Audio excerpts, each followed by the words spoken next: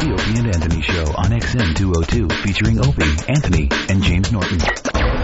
What is this? Garbage! You know what? I can't take this anymore. It's an awful, awful radio show. We're really, really mean-spirited, evil people who can't see the good in anything. I think we've done a good job so far of being open-minded and broad-minded. You know, like when you try to call the police when I touch you. I don't call the police. I just pretend, because it makes you touch me a little harder. Oh, God. Excellence in broadcasting. It's too bad you got to have some form of intelligence to listen to the Opie and Anthony Show. Let's be honest, you probably didn't graduate high school. You probably have 3 or 4 kids, and you're probably a grandma at the age of 32. So I guess we have to give that much to you. Tanya, I'd like to apologize. Why would you apologize? Go away.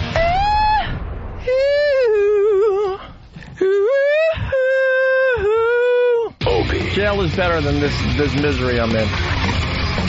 Anthony. I just think Nazi, and I can't get it out of my head. Jim Norton. Hilarious! Hilarious, people! You guys ready to laugh? It's gotta be the greatest thing ever. I'd sooner have a water drinking contest. It's the Opie and Anthony Show. But enough of this palaver. Let's get the show on the road.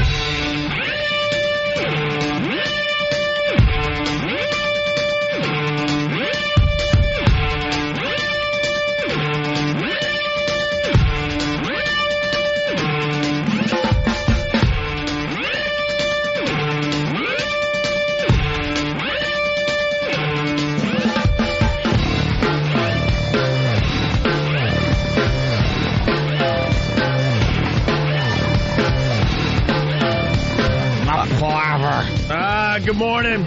Good morning. You're about to listen to a comedy show. Or at least an attempt at comedy. Comedy.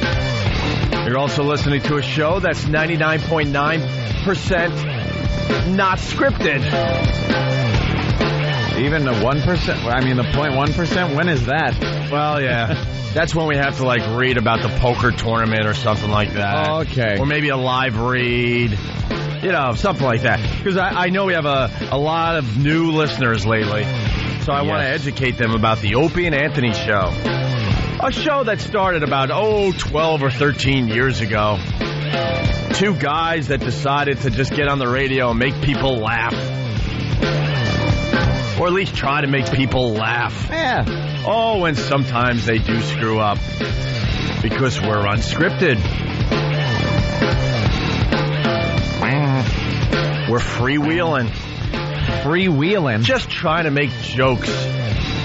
Trying to make your day just a little brighter.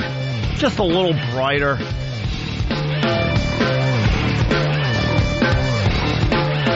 Ugh.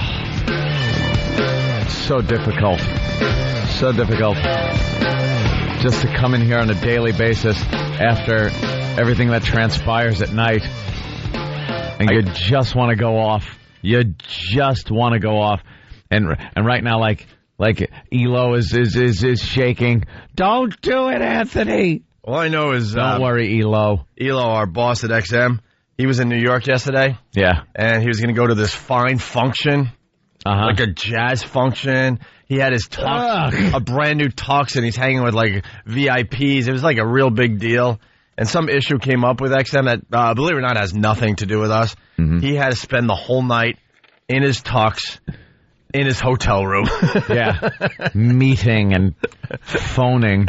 He wasn't allowed to go. So he sat there dealing with the latest problem in his brand new tux that he was hoping to use. I feel bad for him. It's like he got all dressed up for prom and couldn't go. Yeah, he flew up from Washington, with a tux, ready to go, and he did not get to go. So, yeah, we're at a weird time with the Opie and Anthony Show. Yeah, it's odd because we like talking about things, and there are certain issues.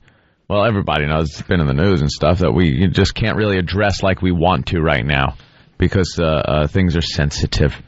Things are sensitive. Yeah. So we just got to hang back. But my God, Well, it's funny. You sit there and watch the news at night, and you're like, oh, God, I just want to That's wrong, that's talk wrong, about that's this. wrong, that's wrong, that's wrong, and that's wrong. Yeah, maybe we could make some wide strokes here, some broad strokes, as they say, and just talk about some of the inaccuracies that are in the news. Not necessarily any story in particular. I'm just talking about in the news. And you really don't know it until you're part of a story, but God, there are so many things that they get wrong. Because I think the news itself They're is lazy. getting so lazy. They're beyond lazy. That they don't care about a story or its accuracy anymore. They just care if it's going to be good or people are going to listen or watch. It's going to be compelling. It's going to be titillating. Believe me, they love to titillate on those news shows. That's why during sweeps they do stories of, teens gone wild at spring break and things like that. They love it. And, certain stories hit the news and you know all the facts. And then you watch the news and go, they're starting to leave out huge chunks because it's not as interesting or it really doesn't put their agenda across if they add in all the facts. So they leave huge chunks of a story out. Yeah, because they don't care. They have no vested interest in the outcome. Yeah. And if you're involved in the story, you go, all right, and this has nothing to do, please, this has nothing to do with anyone being right or wrong or who made a mistake or didn't or who's apologizing or not. Take all that out of the mix. I'm just talking about the news itself presents stories based on how exciting, how titillating, and how many people will tune in based on what they put out there.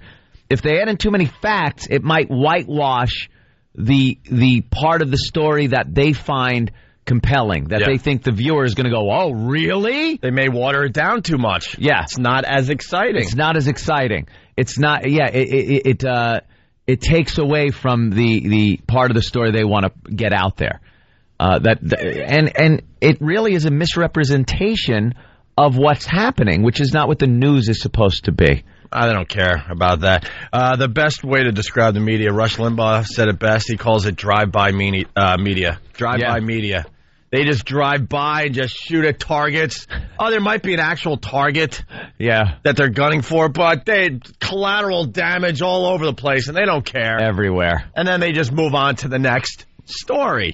And they shoot that story down with a nice drive-by. When you're involved... Drive-by media. Bravo to Rush Limbaugh for coming up with that. When you're involved in a news story and you realize how wrong they get things, you start thinking, what else are they getting wrong that I know nothing about? Like every other story, unless you're directly involved in a story, you don't know.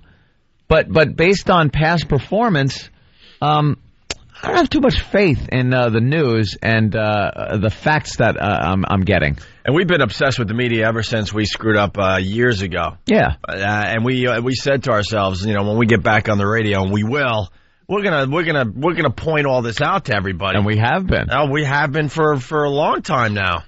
We've been back on radio, almost 3 years. Yeah. And then we've spent a portion of that 3 years really just showing you how ridiculous the media is. Dissecting it, playing their teases, the teases that come up that Do we have any news teases today? that scare you into watching the news by, putting out some problem that you might have at home, a product that your children are using could be dangerous. We'll tell you what it is.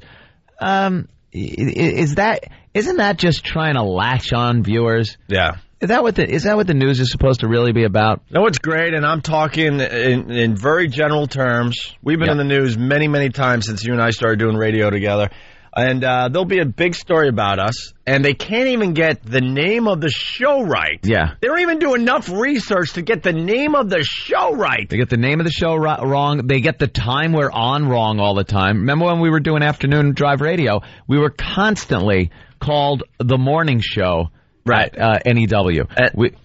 And they call us Opie and Andy. Yeah, Opie and Andy. They can't even come up with the name of the radio show, and they're about to tell everyone how informed they are on this particular topic or whatever. It's just amazing. It's beyond me. And the past few days watching the news, I've just seen it go from, kind of, because at one point, the company's supplying information, and that's fine. But then at one point, they just started leaving out chunks. Yeah. And you sit there and go, well, what about this part of the story and this?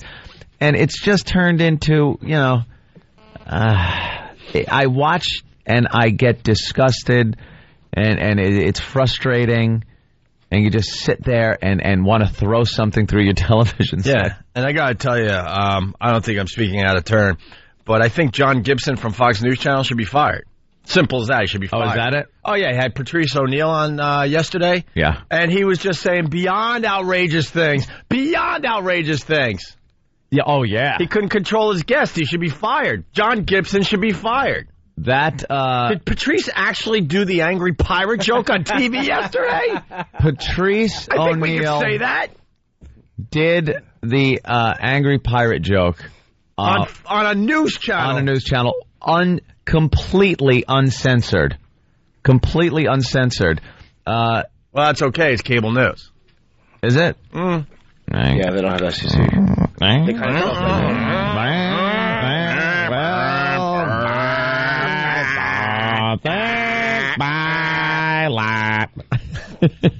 But Gibson should be fired. He couldn't control his guests. It was probably one of the dirtiest things ever said on the Fox News Channel.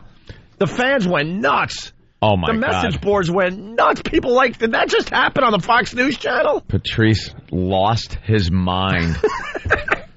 I think that clip is going to be up on YouTube. Oh, yeah. It's up on our fan sites. Just amazing. Yeah. Amazing stuff from Patrice last night. Patrice is a guy who just doesn't care. He will say whatever he wants, and God bless him. He got on there and just, because I guess as a comic, you really have nothing to lose. No one could really fire you from being a comic, can they? Nope. Maybe I don't know. For now, Michael Richards wasn't really a comic. Wasn't a good comic, no. Not a good comic or anything. He's like an actor turned comic, or comic turned actor turned comic. And he got caught out doing something that really isn't comic-like. He just just brutal. Right.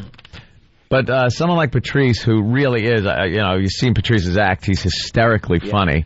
They have him on these news shows because he's funny and he's so out there and in your face. He doesn't care about offending. He doesn't care about anything. So he gets on there and just speaks from his soul and speaks what he believes in, and uncensored completely just went off and told some of the filthiest stuff I've ever heard on the news. Unbelievable. Did the now lady like him? Strangely enough, I think she did in some way, shape, or form. Like, Patrice just looked over and said, he could just tell by looking at her she has nothing to do with funny. Like, he just looks at her with that look. Yeah. Well, keep it at that. I mean, it was an amazing TV appearance. And then I said, John Gibson should be fired for not controlling his guests. That's what I think. By the way, so we're sitting in the office getting ready for today's show. And Ann said, wow, this hour goes by really fast now. Yeah, the 5 to 6 o'clock hour. Used to take a long time. It would take forever. But now it goes by like a blink of an eye. And at one point, I just finally had to admit to all the guys, I used to spend this time prepping for the Opie and Anthony show, but now I'm just looking at hot broads on the internet. Now it's just... I go ahead, check out. Come here. Look at this. And I'm thinking it's some story that we're going to do or something. And I walk over by the computer, and Opie's just got... Who was on there?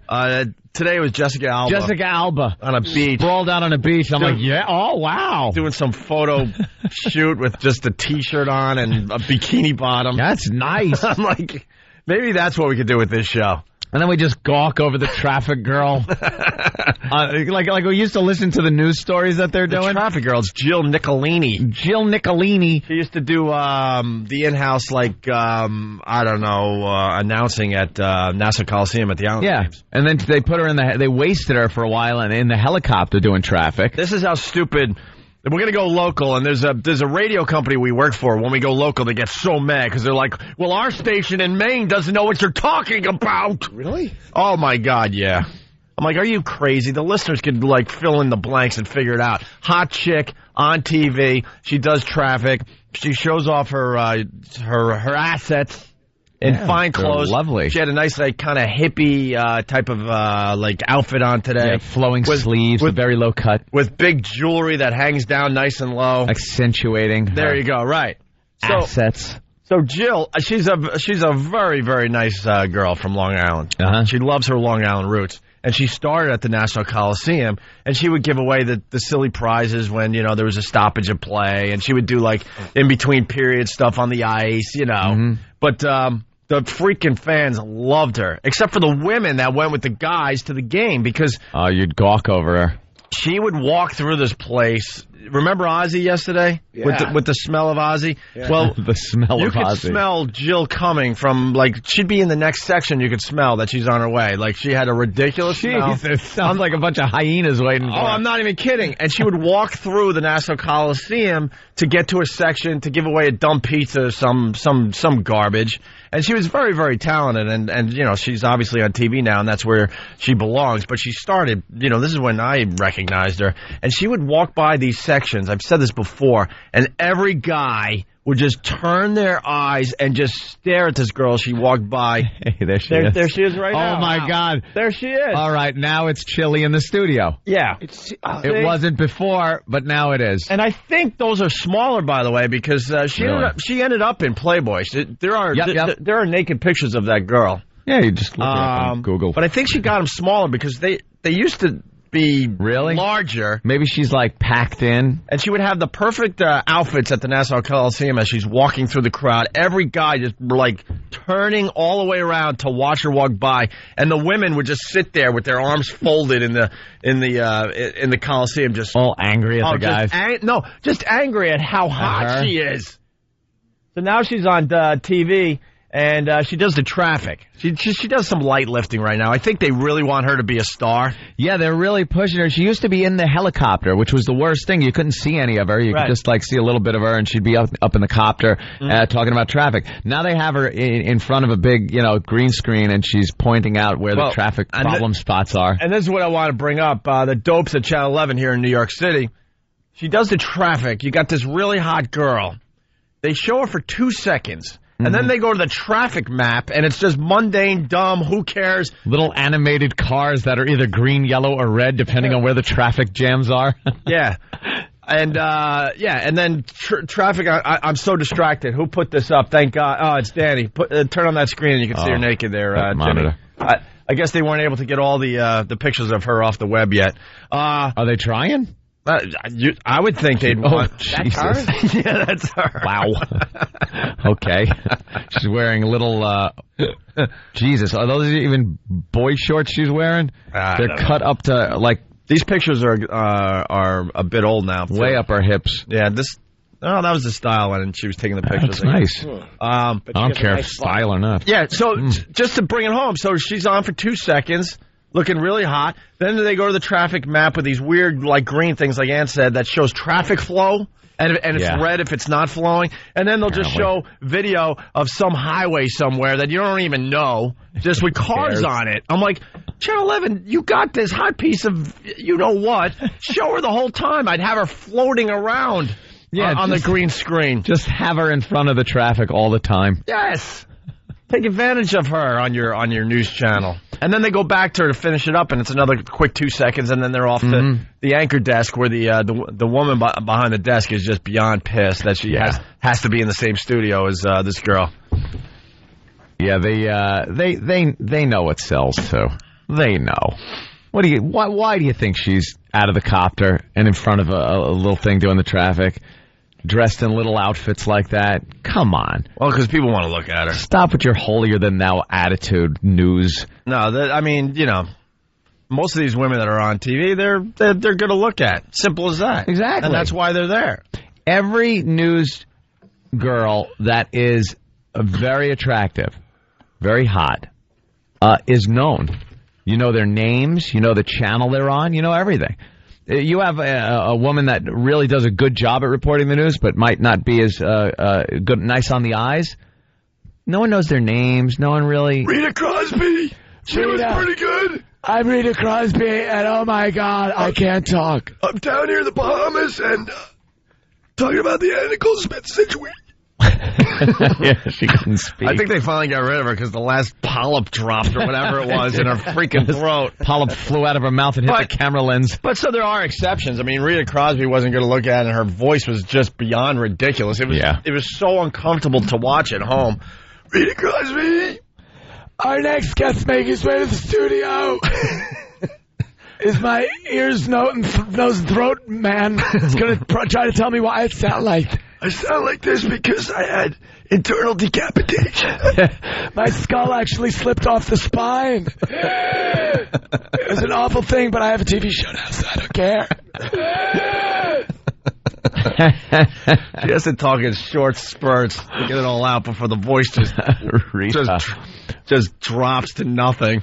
Rita Crosby. Rita Crosby. President Bush is happy. Today we're going to be talking about the way... What, Rita? What are you talking about? I said the way President Bush is handling things. Huh? What? Subtitles. What? Breaking news about President Bush? What? Breaking news. Oh, my God, this is so important. Things that have taken a turn for the worse. What? Rita? I can't understand what you're saying. All right, we're just getting started. By the way, for the newer listeners, as we try to educate you about the Opie and Anthony show, we just made up that 20 minutes, and we ended with Rita Crosby. No scripts, had no clue we were going there. Hopefully that was a safe break. You never know. You never know. They've hurt someone. I don't know. It's the nature of the beast. We don't know. Is that break safe? Who knows? That's the chance you take when you're freewheeling, trying to make people laugh and trying to entertain people as they go to work. Strange world we're living in these days. Oh, another picture. Thank you, Danny. There you go, Danny. Just keep those flashing. We'll have a fine show. Danny, star of a Dance Dance Revolution video that is sweeping YouTube. What is it? Oh, God, we got to talk about that. All right, we'll talk about it after the break. I haven't seen it yet, so why don't we take a look at it? Up. He is a star. All right. You douche. And by the way, if you want to play in the O&A poker tournament, a chance to win a spot in the tournament. From what I hear, packed out. Sold out. Nice. Yes, our fans are very, very into that. Well, we'll get into all the details in a bit. Also, how are the cities doing as far as the O&A Traveling Virus Comedy Tour goes? We'll have your countdown in just a bit. Nice. We like to do this like once a week. Pit the cities against each other. Yeah, a little battle. It's Opie and Anthony. Hear what everyone else is talking about. O&A Uncut and Live continuing the show on XM Satellite Radio starting at 9 a.m. Eastern. Visit xmradio.com to subscribe. It's the Opie and Anthony Show.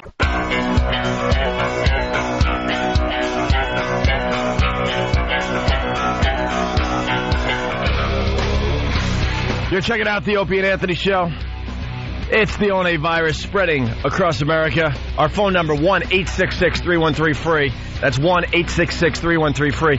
Eventually, we're going to have to just simply ask the listeners, what do they want from the Opie and Anthony Show?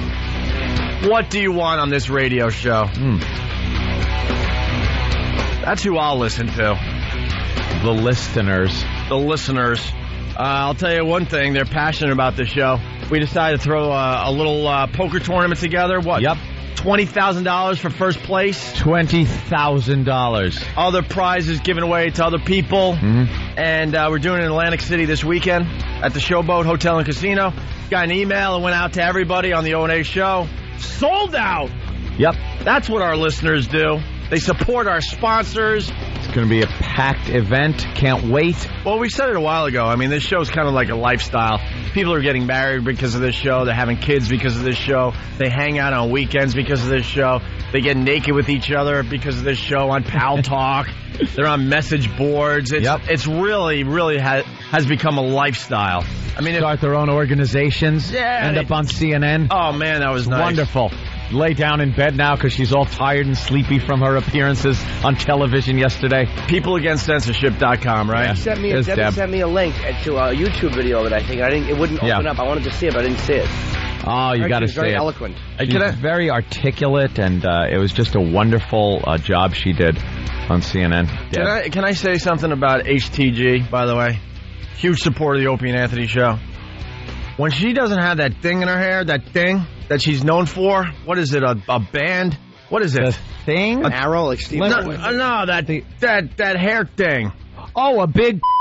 No?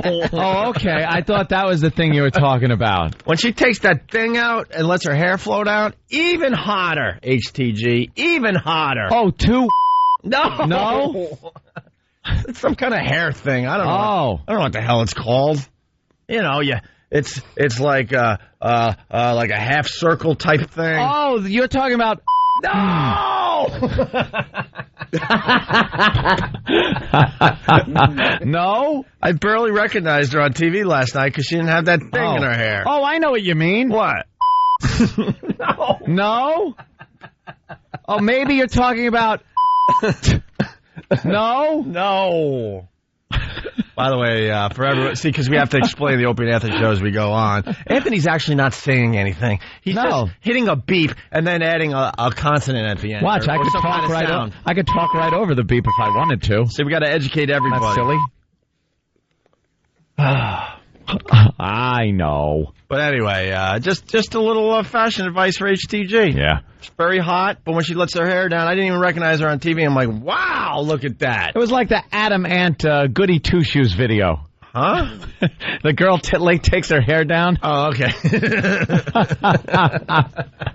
That's what it was like. Yet she kept it classy with some classic pearls. Yes, she certainly did. Anyway, so our fans, if we throw a comedy tour together, they're there. They just don't go to the show. They do the tailgating, and it's just an all-day event because our listeners like hanging out with each other for the most part. It's huge. Well-behaved. Yes. And they spend a lot of money. They do. Anyway, so we threw this poker tournament together for Atlantic City this weekend, and like Ann said before the break, sold out. Sold out. Going to be a great time. Also hearing all kinds of things, posts on message boards and stuff that after the tournament, people that get knocked out are going to get together and have their own games. I will absolutely be part of that, too, because here's my deal. Because I work for the company, Opie, and I have no problem with this, my winnings, if I win, knock wood, will go to charity. But I do plan on fleecing some of the listeners after the tournament. We're all going to get a few tables together and get some side games going. You're going to continue? Yeah, so that's going to go probably all night. So it's going to be a great time. We have to be at the VIP party, though. Yeah. Remember what happened at the last VIP party that took place in a casino? I looked around. I went, nice. Where's the tables? Goodbye. And I'm heading out. But hanging with the listeners, of course. We're going to be hanging out and playing some cards. Well, they're going to be all over the place. You can still go down to Atlantic City and join the party, even though we have a few tickets to give away to the tournament. Mm-hmm. One pair courtesy of paltalk.com. The only place to see our show live from the studio. What else is going on? Oh, yeah, Club Worship. That's where we're going to be partying after the tournament. And that's going to be Saturday night at 10 o'clock. Club Worship in the House of Blues down there in Atlantic City. For all details on the tournament, go to oandapoker.com. But there you go. That's what the fans do. They sold it out. We thought we'd have to push all week. No. But it's already sold out. Which is done deal. Can't wait. Which is very, very cool. We referred to this with the Rita Crosby bit that we attempted. I don't know if it worked. I don't know if it offended anyone, but we did it. And we talked about internal decapitation. We played this yesterday. We got to play this again. We have to play this over here. One of the most horrific stories, I think, of the year so far. I think. Brian Regan has a bit where he talks about the worst pain you could ever have. And he says... Broken... femur? Femur. He says the worst thing that could happen to you is breaking your femur. I guess supposedly that's the worst pain. It's the biggest bone, I think. Yeah. If you snap that in half, that's probably the most pain you could ever feel. Yeah. I think we got to pass this on to Brian Regan so he updates his little bit he does on the femur bone. That, I don't know if it hurts that much because your head is kind of separated. Are you feeling anything? I think that is a high heebie-jeebie factor. When you ever get the heebie-jeebies from something, you just go, ugh. Yeah. That is, oh my God, her head is off of her spine. Maybe people don't want to hear this today. Yeah? I don't know. Is it going to creep? It creeped us out yesterday. It's pretty creepy. Should we save it? I thought because, she was alive and in one of those halo things where they bolt your head to your shoulders pretty much. Yeah. I thought she was okay. But apparently a lot of damage was done when her head was just sliding around, and it affected her voice and everything and her eyes. So she's pretty screwed up, and she can't talk. But, yeah, she did sound a little like Rita Crosby, I guess, if you want to take that tack. Man, maybe we should do everyone a favor and not play this. Why? That was great. This? Yeah, it'll annoy them. People are, going to work. Just a and piece. They're trying to eat. Just an example, because now everyone's curiosity's peaked. You think? Just a piece. Don't even have to play the whole thing. Well, what you're Just about enough. to hear is a woman that survived internal decapitation. Yeah. Her head pretty much was separated from her body. The only reason it didn't roll away was because the skin was still attached. Got the skin, some, veins, maybe spinal cord. Maybe some cartilage or something. Yeah, all kinds of goodies that keep your... I feel my own neck from time to time. I'm like, what is all this stuff? A lot of junk in there. What is all this stuff? When your head is the command center and you got this whole body flapping around and all that crap has to run through your thin neck to make everything work, there's a lot going on in there. It's kind of like here. We're broadcasting and then there's all wires everywhere. And then you kind of follow the wires and all of a sudden there's a hole in the wall and there's just a ton of wires going into that hole. That's your neck. That's your neck, basically. That's your neck. You breathe through your head. Yeah. And it goes down into your body. So all that stuff's got to be in there, piping. And then you got your nerves, so that's like the electrical system. By the way, to the new listeners, we're freewheeling right now, and we're attempting to make the neck seem funny. Isn't the neck hysterical?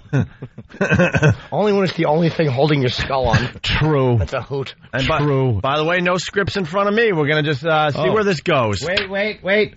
Look for the next script. That's right, Opie.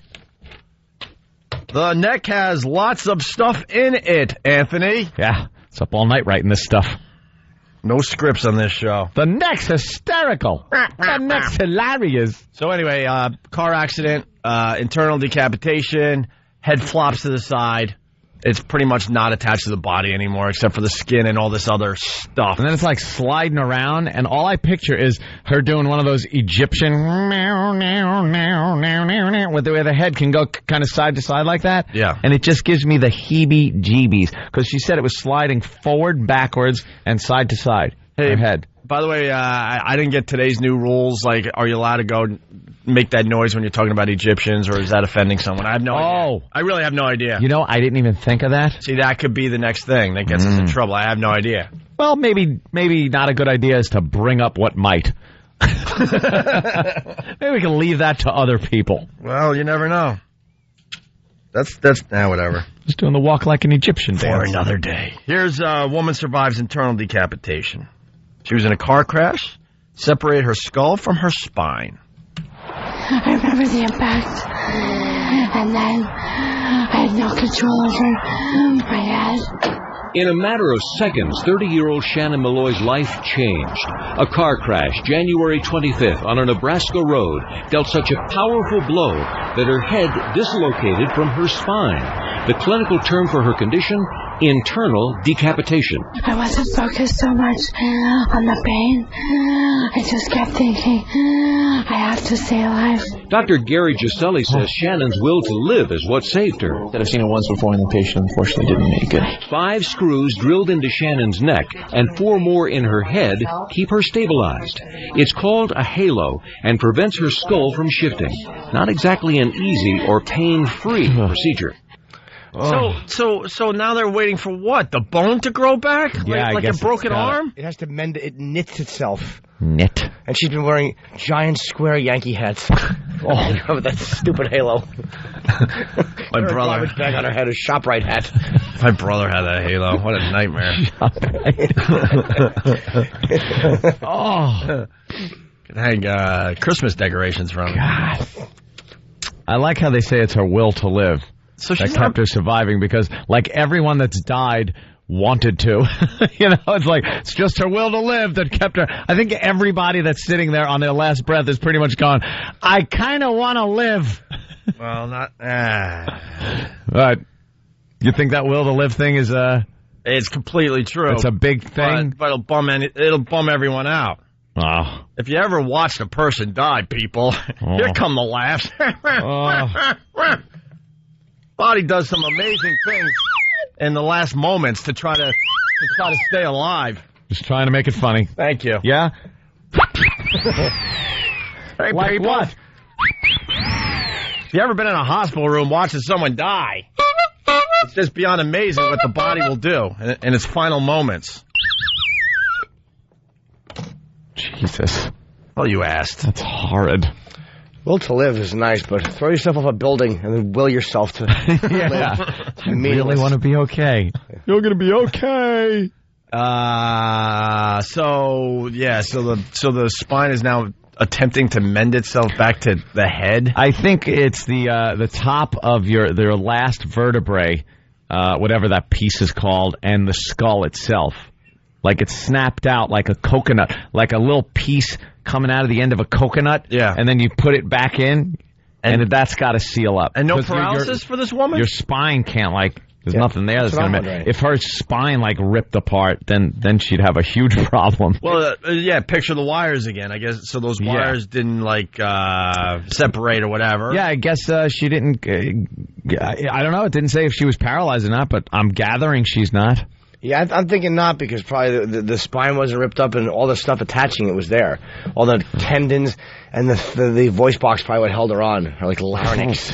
Oh, you want to hear more? No, that's why she sounds like that. It's because her voice box got all screwed up. It's hard to breathe when I listen to her because she sounds like she's fighting for breath. Yeah, that's what I'm like.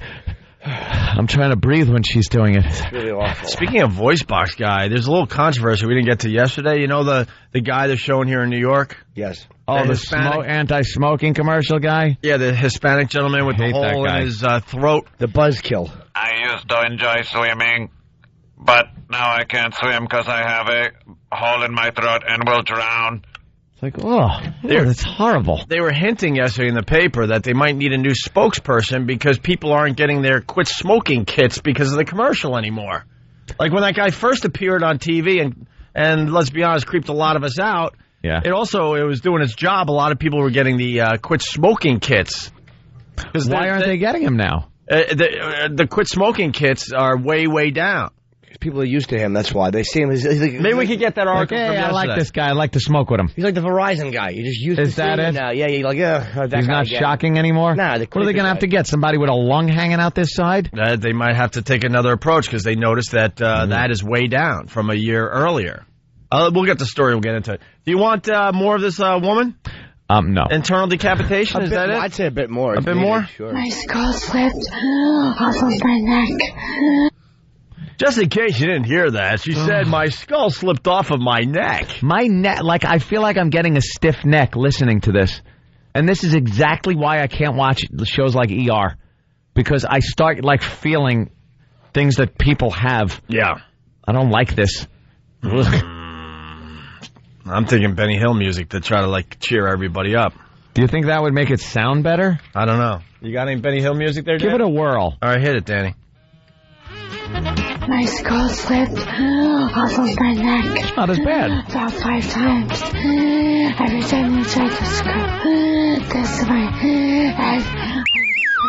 That made rebuilding Shannon's neck strength a priority. But there were other complications. I had a fractured skull, swollen brainstem, bleeding in my brain.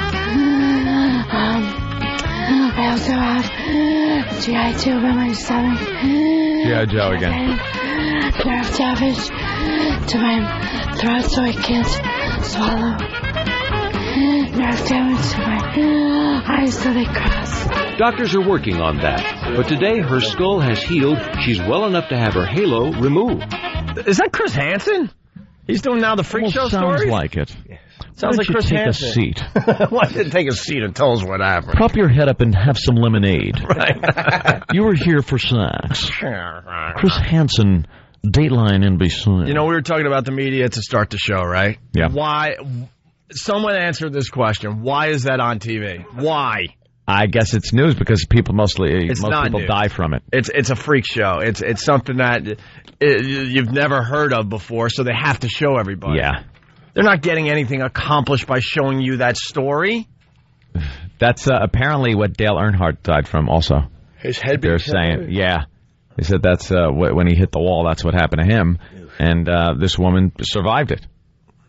That's what I hear. I'm starting to realize that your skull sitting on the top of your spine is not as strong as you would like to think. You know, the good Lord had his plan, I guess, with us as far as still slapping us together.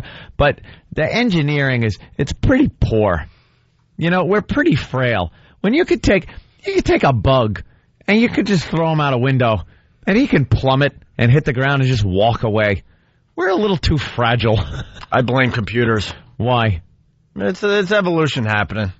You think we're just getting weaker? Yeah, you know how they're saying, what, we're losing like our pinkies or our little toe or something? They are? Oh, yeah, they come up with all sorts of stuff. Who's like they? that. You know, people are saying. Oh, okay, people are saying? Like the Neanderthal man was like bulky. Yeah. And his neck, he had muscles like a football player. You couldn't break that neck. But now we're all sitting in front of our computers just IMing and checking Google to see if our names appear. You know, stuff like that. You don't need the strong neck anymore. So our pinky disappears, but we get this huge, like, pointer finger for clicking, for pointing and clicking. Oh, yeah. Is that it? Yeah. But another generation or so, you're going to have one, like, you know how they goof and show you that big green thumb? Yeah. That's going to be your index finger. From computer use. You ever use your computer so much that your pinky nail gets worn flat a little on one side from sliding on the table? No. From the mouse pad? No. Yeah. Get outside, man. Just a little bit. From gaming, though. That's all gaming. Believe me, it's gaming injury. Yeah. It'll happen to you. A little Counter-Strike. I have gotten an injury like on my right arm, my right hand, the top of the thumb and right pointer finger from hitting the underside of the desk. Repeatedly? Yeah. And we learned this woman has a G.I. Joe in her stomach or something like that. I swear I heard it. And like we said yesterday, usually I like to hear every single word of these things to just be informed and help the story along. Normally, yeah. I'm just picking a word or two. I can't focus too much on this. It's creeping me out. Normally we would have rewound and tried to find out exactly what she said, because obviously she does not have a G.I. Joe in her stomach. Right. Regardless of what medical procedures were done, this is very new. Like they said, it's only like the second person they know that had this and the first to survive.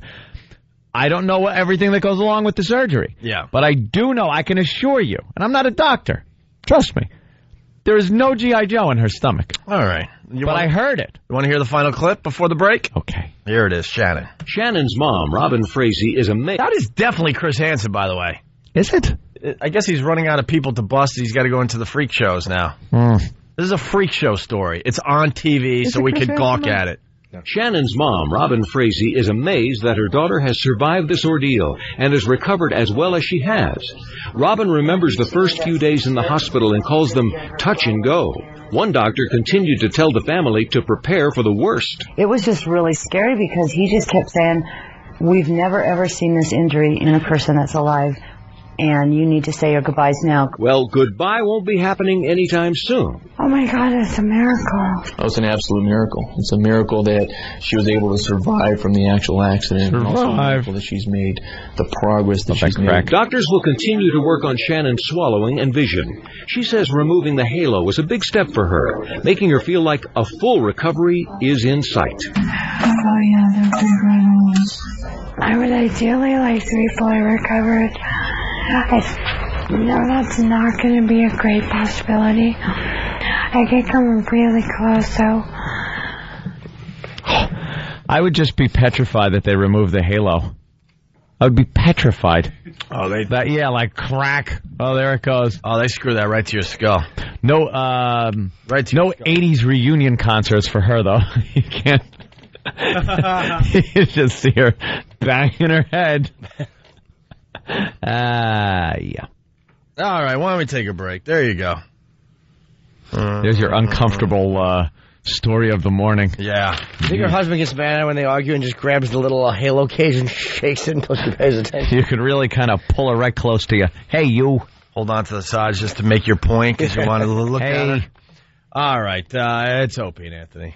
It's the Opie and Anthony Show.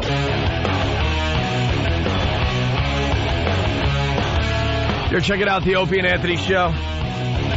We're losing Jimmy Friday. You're going to Nashville, right, Jimmy? Yeah. Happy Thursday afternoon. I'm doing Thursday. What the hell do you think you're doing? I miss our southern friend. Oh, okay. Where are you? Nashville, Tennessee. Zany's in Nashville. What is it? Zany's in Nashville. Zany's, okay. It's got to be good if it's at Zany's. That's not bad. The name itself just implies tomfoolery. Right, tomfoolery. Isn't that club down the street? Tomfooleries. There was a place called Tomfooleries when I was in Kansas City. Oof. By the Improv. Me and Kenny would walk by it every night. It was called Tomfooleries. No, it wasn't. God, what a horrible name. How bad did Kenny want to go in there? It's Tomfooleries. Can I speak to Tom? May I speak with Monsieur Foolery? It was just so stupid. Bunch of white guys, just engaging in a little after-work shenanigans. Then tomfoolery. Hey, over some Harvey Wallbangers. Yeah, we were supposed to go down to Philly Friday and broadcast live from WISP. I don't know if that's happening with all the craziness that's around us right now. I don't think so. But Atlantic City, definitely at the Showboat Hotel and Casino. We'll be there all weekend long with a bunch of our pests playing some poker. And then that starts the road trip pretty much. Yep. We're not taking the summer off. We're going to be doing our comedy show all summer long and visiting some of the cities we broadcast into. It's going to be a very, very busy summer. The big comedy tour. Yeah. We'll get into that in a little bit. Anyway, hey, 10-month-old gets a shotgun license. Oh, good. Yeah? Or is that what, okay, a shotgun license? You need a license for a shotgun? I don't know. It was pretty funny, though. Well, we'll play the story and then we'll get into it. Well, you're never too young to own a gun in Illinois. One toddler has a brand new shotgun and a license to go with it. Now, this is 10-month-old Howard Ludwig, nicknamed Bubba. He has his own state-issued firearm owner's ID card. His dad completed the online form for him. Yeah. Did the news guy say who thunk it? Yeah. Meaning that the kid's nickname was Bubba? And said who to thunk it. I think that would offend some Bubbas out there. It could. It is kind of a stereotyping thing. You got to be careful, man. Watch out. I'm sure there are some fine Bubbas out there. Of course. Firearm owner's ID card. His dad completed the online form for him. Yeah, the plastic card has a picture of Bubba giving a toothless grin. His grandfather has already bought him And he's doing the accent, too. That definitely would piss off some Bubbas out there. Boy. I bet you there's some Bubbas that work on Wall Street. Sure. Good luck Why finding not? Good luck finding them. Better chance finding a Floyd. I guess we're safe, and we could say that because we're white, right? Well, Bubba It's a white thing. As long as we don't do the accent. Yeah. plastic card has a picture of Bubba giving a toothless grin. His grandfather has already bought him a brand new Beretta. State police say there's no age restriction on gun ownership. Oh, you know what this is going to start. You know what this is going to start. The record is a 10-month-old, so someone out there is going to go, well, I got a 3-month-old and he needs a firearm. Yeah, or a shotgun. Yeah, start the contest. Right. Well, I don't think he's going to be using it for a while, huh? Babies with shotguns. That seems dangerous. Just babies crawling around. Give shotguns to babies. Yes, we advocate it here. It would make a hell of a reality show. Babies with shotguns. That just seems silly. Like, there's no age restriction? I guess. Was that an oversight? Maybe in the rules?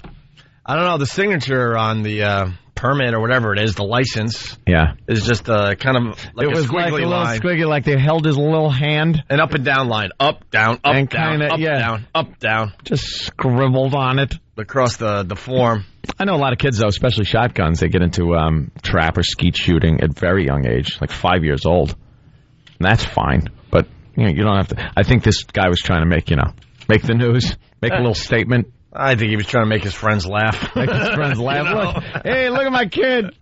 Well, we're all trying to be like stars. It's the YouTube generation, basically. So everyone's out there making their videos and coming up with their little thing that'll get them on the news.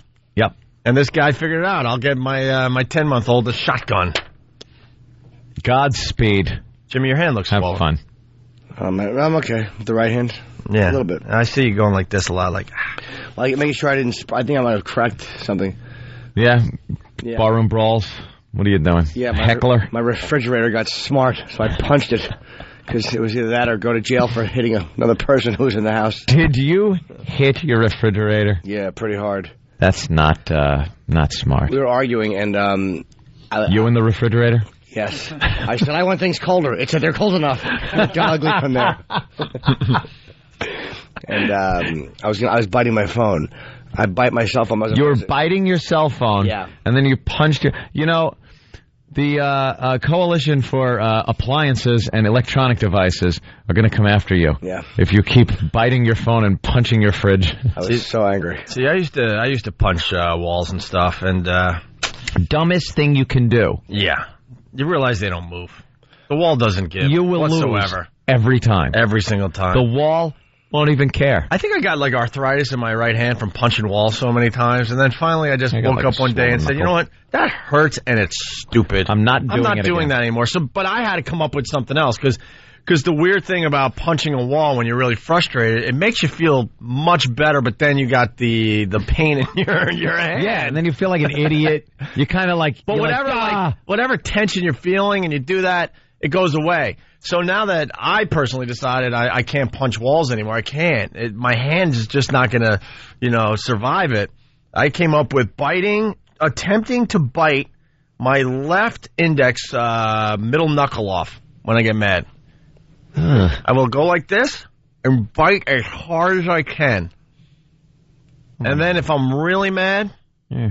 No, not like that. Like no, this. I was just remembering. You just gave me this memory. My mother used to bite her finger, but she would put her hand flat, and then bite her pointer finger like, like she's all mad. Oh, you sons of bitches! But it's weird.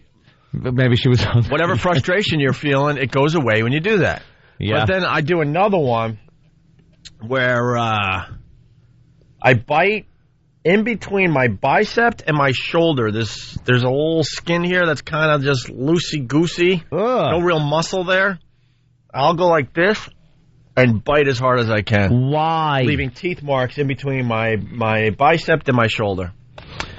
But it makes me feel better, and it's much better than punching a wall, Jimmy. I didn't punch a wall. Punched his fridge. I mean, wall, fridge. Drywall. You want to punch on a hole. Either break your hand on a stud or punch a hole through drywall. Yeah, but that's a gamble you don't want to take. If you look at your fridge in the right light, do you see little knuckle marks? No, it's a big, like, one of those Sub-Zero type things. Yeah. And I pull Stainless back. steel, good. That's a good one to hit. It is. I pulled back a little bit. You pulled your punch? I hit the bag, so my knuckles are okay. But I'm sore now. The right part of my thing is really... Yep. That doesn't go away for a long time. My pinky knuckle from punching a wall once when I was a kid, I was mad at something, and I punched the wall, and my pinky knuckle still not recovered. That really hurts. So now if I ever get the urge to, like, punch something or get really pissed like that, take 2 seconds and just go, do you really want to do this? Like even though you're irrationally mad, you gotta get this rationality. It's got to slip in for just 2 seconds. You go, do I really want to do this? And usually, no. The answer is no. Oh, by the way, I got deep teeth marks around my index knuckle last night, and deep bruising teeth marks in between my bicep. Yeah, well, believe me, I was taking a lot of 2 seconds last night too. No? Do you want to? No? Do you want to buy another television? Do you want to buy another television? You got to talk to yourself sometimes. All I ask is, how about you show some responsibility? Jimmy Norton? Yes, baby. So everything all right? Care to share? Was it about anything? Just a stupid argument. Well, that's all I ever hear about you and your girl whenever you argue. It's something very stupid. Let's just say this. There are certain things that I say that are not directed to her at all. That bug her. That are just not in her vocabulary. That you just blurt out? In moments of anger. Oh, but not at her? No, I wasn't mad at her at all. But she doesn't like those words? Certain things, yeah. Oh, boy. And sometimes you gotta... Like, the dilemma is, like, well, I know there's certain things she doesn't like, but it's like when you're ranting about something and you're angry, it's like people sometimes have to just let you do it when you're not directing it at them. It's like, why would the language bother you? And then she's like, well, you know I don't like that. Why would you do it when you know I'm right here? Here's a clip of Jimmy. Shut your goddamn pie hole! Wow. I did tell her to shut up. She was very irritated. Oh. I know a thing or two about a thing or two. I actually told her, don't open my window. I was so mad. Don't open my window? I was so mad. She went to open the window, and I'm like, close that window. Why? Why? Yeah. I don't know. I couldn't think of That's anything like else. something a crotchety old man says to his wife he's been married to for 50 years because he's got nothing else.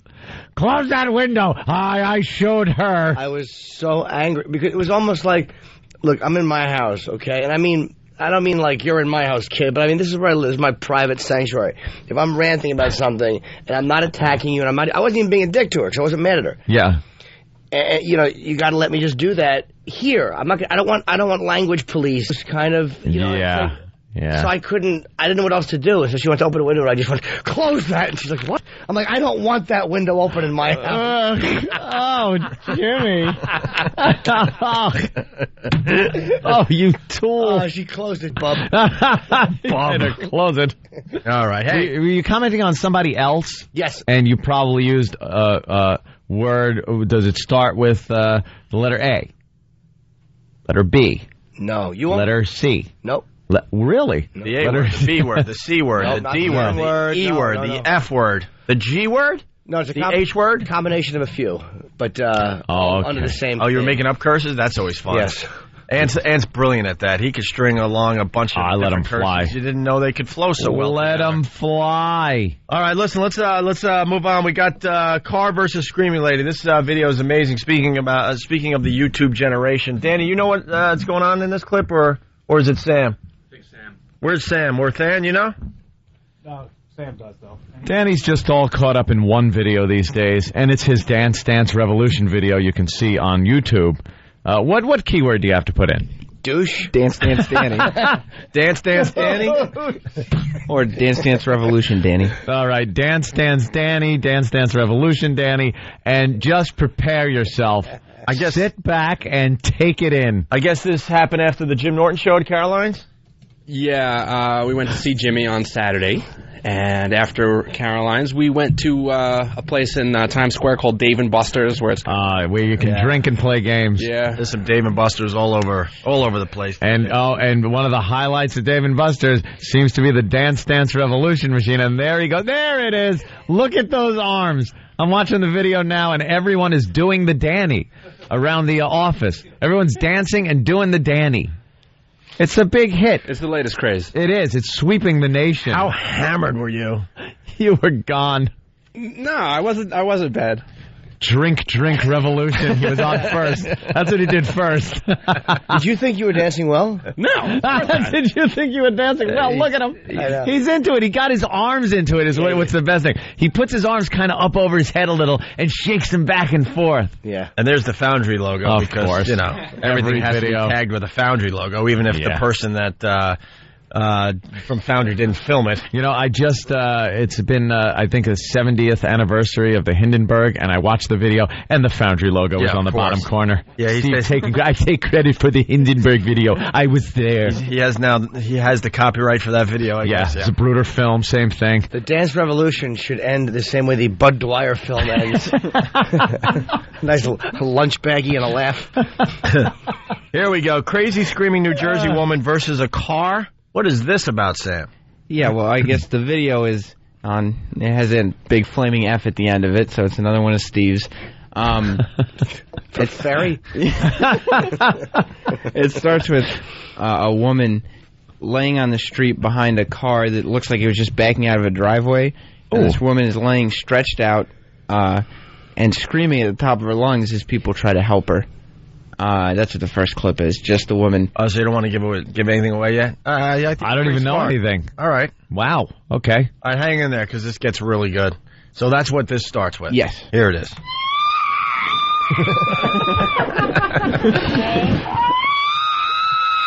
By the way, we're laughing because we know the outcome of this video. I don't, and I still think it's a That's hoot. hysterical. Sounds like Eastside Dave from Ron and Fez. Well, we got to educate the new listener. See, we're laughing in this case because we know the outcome. Really? And it's going to, yes. I really don't. I don't either. Really? Oh. We're discussing it in the office.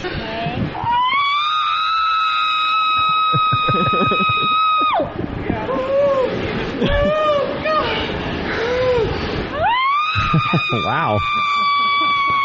The set of pipes. I'm scared to do anything.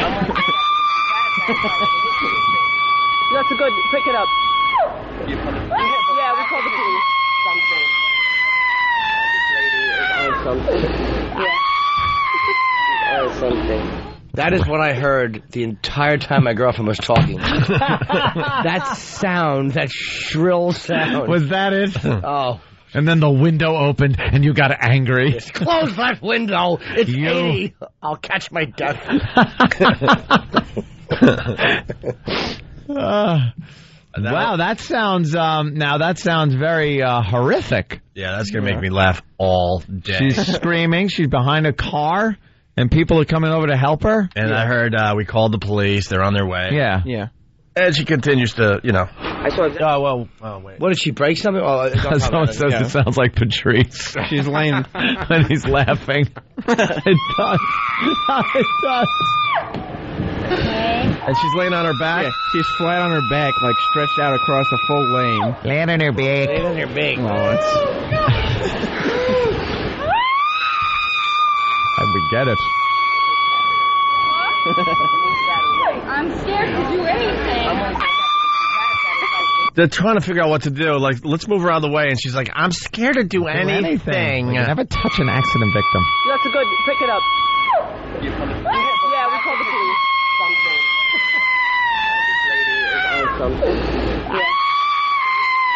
Something. And you can't see her face at all because she's wearing some kind of head wrap. Yeah. And so her face is covered by, it looks like a white sheet. She seems to be in distress. Yeah, very much. And she's behind this car. Yeah, looking like the car backed into her. So her feet are almost under the bottom there. In a driveway. It looks like it just came out of a driveway. So it's in the street. So she's blocking the whole street now. Oh, she's in the street. Okay. Yeah. All right, here's a little bit more of it. All right.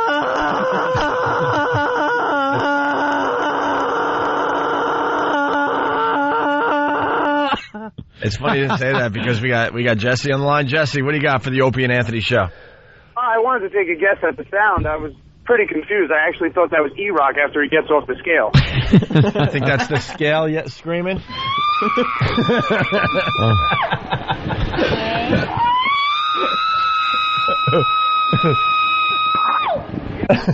That's terrible. I'm sorry.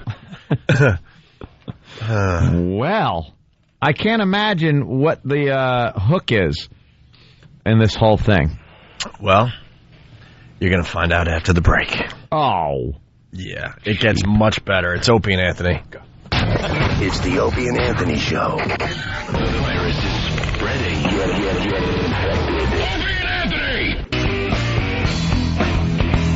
Good morning. You're checking out the Opie and Anthony Show. We're just talking in the break about making donations to people against censorship. I don't know what to do. Yep. I'm confused. You go to the site, peopleagainstcensorship.org. Oh, .org. .com. Or .com, okay. Either one. And you'll see a donate button. And I guess that keeps Deb on TV. Yeah. Keeps Deb on TV. She's becoming a talking head. I joined last night, made a little contribution to the cause, and I feel good about myself. I'm going to donate $25. Wow. $25. You see her on Pal Talk the next day in a fur coat. Yeah, right. She's all bedazzled in jewelry. Yeah, we have no idea if we can even trust her. I had to buy with our money. I had to buy new pearls for another appearance on the news. You guys understand how to look good on TV. Nobody wants to hear about censorship from someone not in a Mercedes. It's amazing what happens with this show. Already accusing her of graft. Isn't that great? One of our listeners is now a talking head. How did that embezzlement? Happen? Right. All right. Hey, I know. It's like she goes from Pal Talk, and then I turn on CNN, and there she is. It's like, how the hell did that happen? She's pretty much saying, screw Pal Talk. I got real TV now. She had to bring a bed to CNN and sit like under the comfort. It's the only way she can be photographed. Yeah. Hey, on the instant feedback. Folding her laundry. On the instant feedback, hey, Ope, how about them Sabres? I'm a little surprised you have not talked hockey lately. Well, a lot of people know about my sports curse. And when my Islanders were knocked out, I said I want the Sabres to win it all. And the faithful listeners in the Buffalo area said, "Ope, shut your mouth. We don't want we don't want your sports curse. Sports curse wrecking our Sabres, chances at winning the cup." So I've kept silent on purpose. And see, well, they're down. Yeah. But some people saying they're down because I mentioned that. It doesn't matter. That's just it. It doesn't matter what Opie does after the fact. Yeah. Once he endorses a team to win, it's a sure loser. All right, back to the Screaming Lady. People sat through the break. We appreciate that. So we got Screaming Lady. It's a video that Sam found, and it's just terrific. Once again, here's Screaming Lady, and we'll get a little deeper into the story.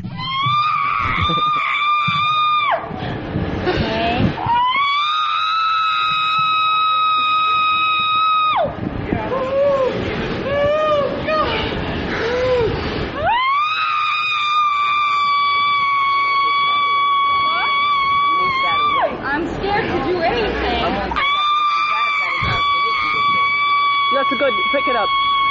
Yeah, we called the police. Something.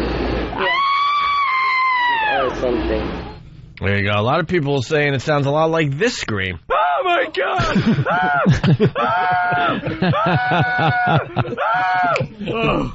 That's better.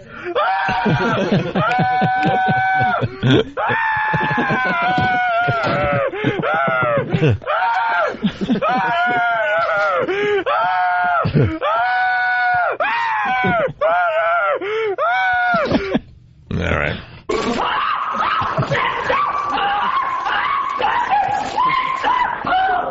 Or that. All right, let's find out what Screaming Lady's all about. I can't watch this video anymore. The 91-year-old World War II vet? Yeah. Oh, getting punched. And they're asking, why didn't the bystanders help? And I like yesterday when we talked about this poor old guy that was getting carjacked and punched, 21 times or something like that? Oh. There's another video clip of this that they're not showing a lot. It's more of a far shot, and you see a bunch of people just mingling about. The next car over. Oh, look at the poor old guy. He's walking arm in arm with his best gal. Here's the long shot. Look, these people just mingling about. Look, there it is. They don't even see. Do they see what's going on? I know the one guy's not even facing it. He's facing away. How can you not see what's going on? I just Are don't you know. that self? No. Absorbed? Oh, it's just disgusting. Well, this guy's. Did they catch the guy who did it? I think they arrested him. Yeah, they did. Yeah, they got him. Oh, here's the other. Now they're showing all clips of beatings. This one guy was denied, I guess, a beverage, and decided he didn't like the bartender. Yeah. So just starts beating the hell out of her. And no one helps. No, look at the guy in the corner. I think he was on the cell phone. I think one reason people don't help is because you don't know if the guy has a pistol or not. Yeah. You know something? Oh, here he is. There he is, just walking after his beating. Just trying to take a walk. He's a World War II veteran. Poor old codger. He's all beat up. Oh, God. Is he a black guy or a white guy? Looks like he's a black guy. Yeah, black guy. That's how you know you're old, when people can't make a racial determination. Oh. All right, anyway. Back to Screaming Lady. So we find out what this Screaming Lady's all about right here. This next clip, Sam? Yeah, some of the witnesses are talking about it. All right, here's the witnesses explaining what this lady's up to. I saw exactly what she did. Can you stay? Because I don't want to get arrested for hitting her. You didn't hit her. I know that, but she's going to say that I did. You did not hit her. You did not hit her. She threw herself on the back of my car. Yeah, she sure did. And then she threw herself on the ground. And I tried to help her up, but then she just started screaming. So this lady's insane. Yes, she's crazy. She's insane. Well, or she's trying to get some cash. Money. And who is videotaping this? I don't know. The only person you can really see is the lady on the ground. It's either the woman whose car it was possibly videoing or one of the witnesses. Right, but supposedly she threw herself on the back of the car, fell on the ground, and just started screaming like she was hit by the car or something, right? Yeah. You know what E-Rock used to do before Danny took over his post? Put the video up. on there so we could all see it. But E-Rock's too busy looking at, Jessica Biel. E-Rock. Danny. I mean, Danny is. Yeah. He's one of the celebrity hunks. He's just seeing what the count is on the viewings of his Dance Dance Revolution video. All right, more to screaming lady here. Crazy woman gets up and starts talking to the police. Now she's getting up.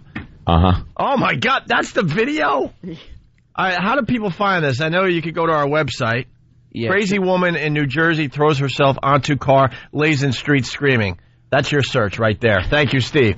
Crazy woman in New Jersey throws herself onto car, lays in street screaming. That's how you'll find the video on one of our websites. It should be in the daily headlines. What's over her face? That's that scarf or something she was wearing. What's the scarf again? Yeah, it's some kind of head wrap. Head wrap? I don't Okay. So she's on her back with her arms stretched out, her legs pretty much stretched out, and she's just wobbling her head back and forth as she screams. Right. Yeah, the video's like 5 minutes long. I clip and then for a while they're just looking at her and she's just laying on the ground. She doesn't scream unless somebody tries to help her. Otherwise, she's just silent, laying on the ground. It's got to be a lot of energy screaming like that. So we don't know if this car, because the car is in the middle of the road, was pulling out anyway, and she just happened to see an opportunity and kind of jumped on the back of it or something. The witnesses are saying. To be it. Well, we later find out that her house is right there. Okay. So she could have seen the car pulling out of the driveway and just run down the stairs and jumped on the back of it. God. She's crazy. What a loony. Don't you hate her? Well, she gets up finally. This video is really long, but she gets up finally and talks to the police. Okay, no problem. Oh, you're more than welcome. Okay, that was just that. That's her. All right. You're better? I'm all better. You want to dance? No, you live what here. What do you want? You want to me now, boy? You live here? Go ask my father. He's not dead. I don't know how many. Get out of it! What language do you want me to speak? I want to know. Shalom, Hamidin. You live here? Yes. Okay. But would you give me the choice? Are you man enough to give me the choice where I can go live? To choose my place? That's not my decision. Oh. Oh, my God. Wow, she's crazy. You should hear a that clip should end. Wow. Yeah, the cop goes to try to help her up, and she just hops right up. And she's saying, okay. Yeah, I think she saw that the heat was on. Yeah, She's walking towards her house. That's why they're asking her, is that your house? And she's in.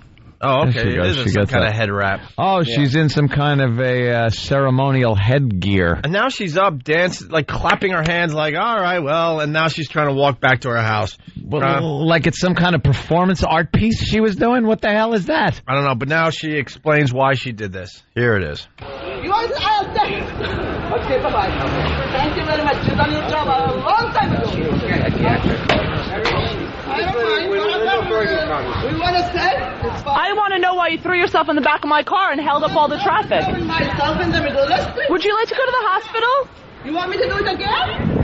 I'll do it over and over and over. Why? I love to. Why? It's my job. Just baby. It's my job? That's it. She's a car jumper? She jumps on the back of cars? And then she walks up her stairs and goes in her house. How do you get that job?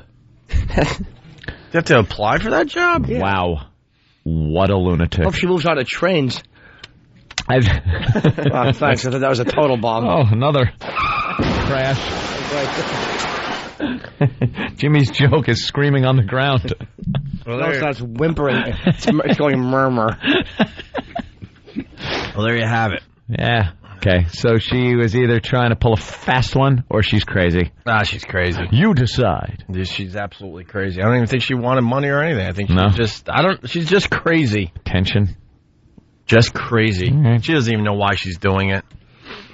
All right, there you have it on that one.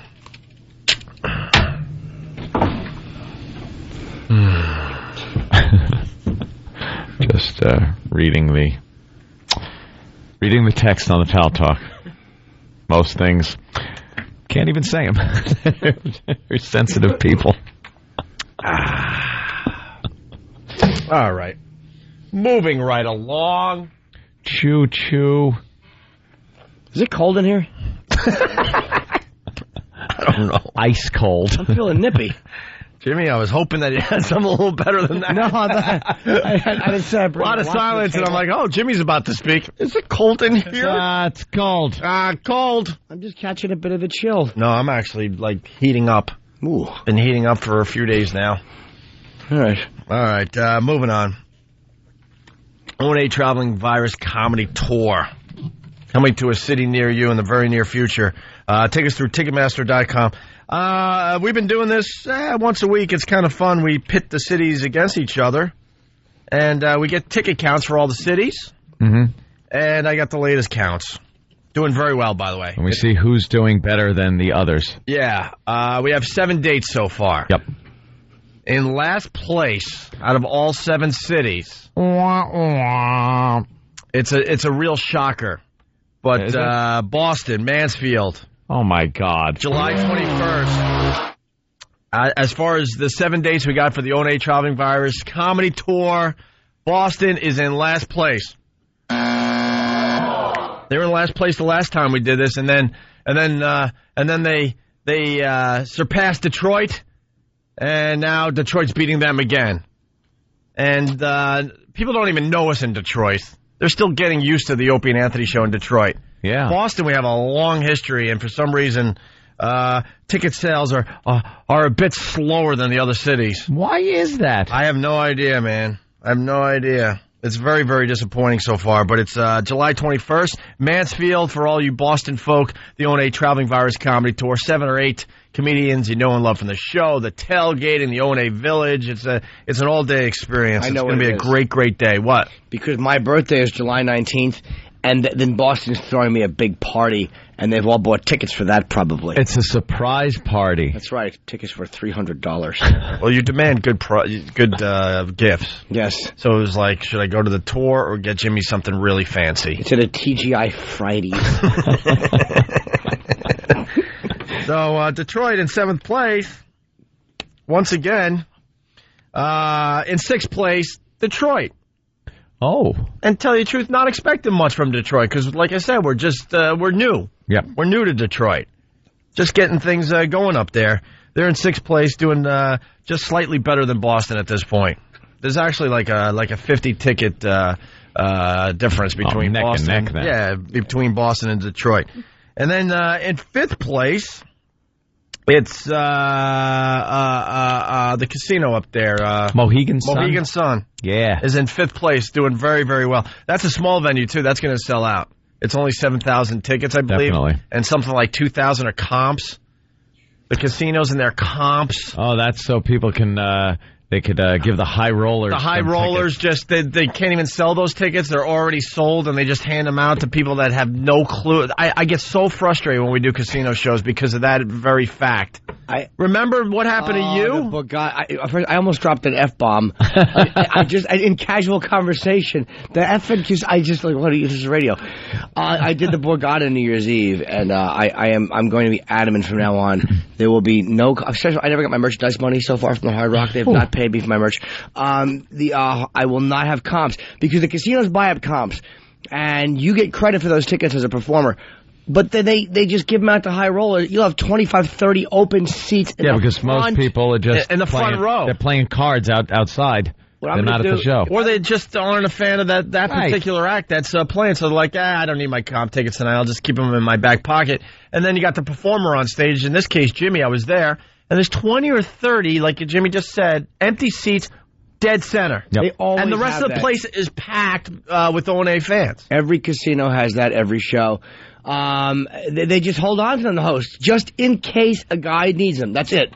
So they pay for them, but I'm going to make a rule or something. I don't want any comps 20 rows in. I don't want to hear it. I don't care how much he makes. Or once the show starts, you fill those seats, or I'm going to fill them from the back. It's just you just move everyone forward.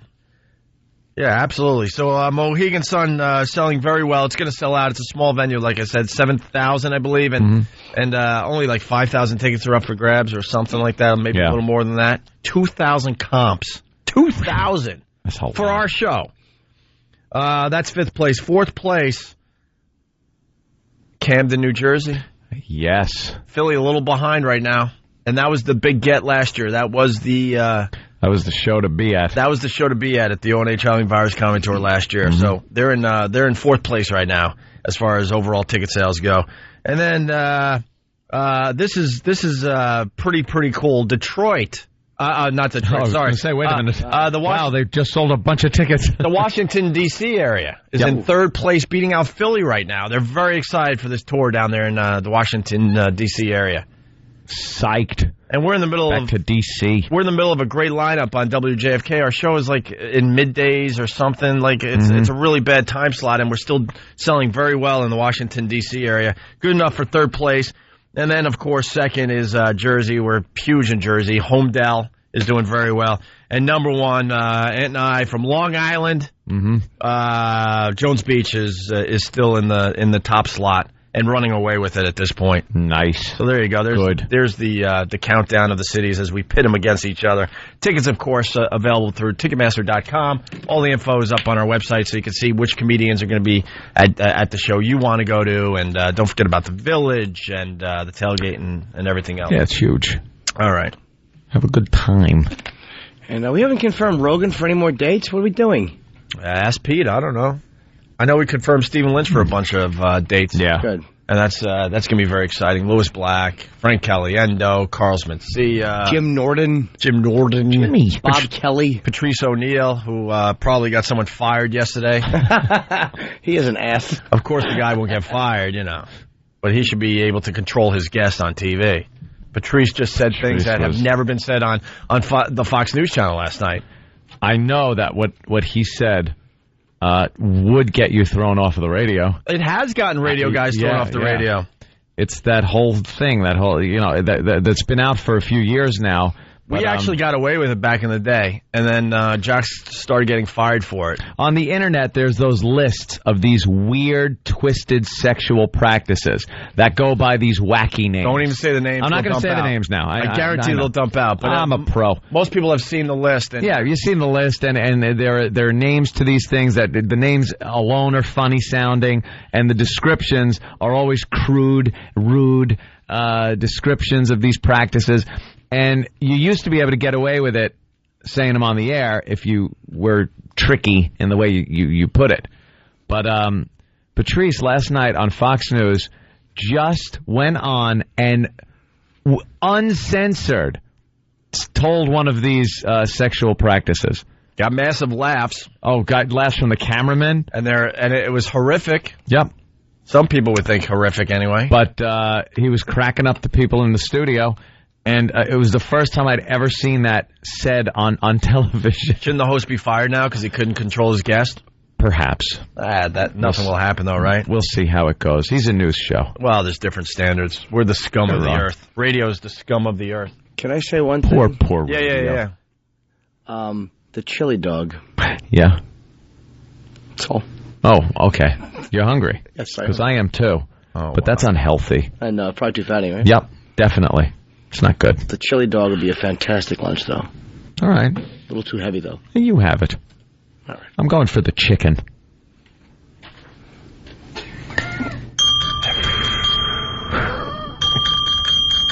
Yeah. Anyway, moving right along.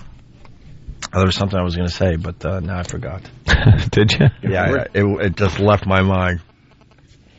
All right, we'll take a break and regroup. It's the Opie and Anthony Show. Hear what everyone else is talking about. O&A, uncut and live, continuing the show on XM Satellite Radio, starting at 9 a.m. Eastern. Visit xmradio.com to subscribe. It's the Opie and Anthony Show.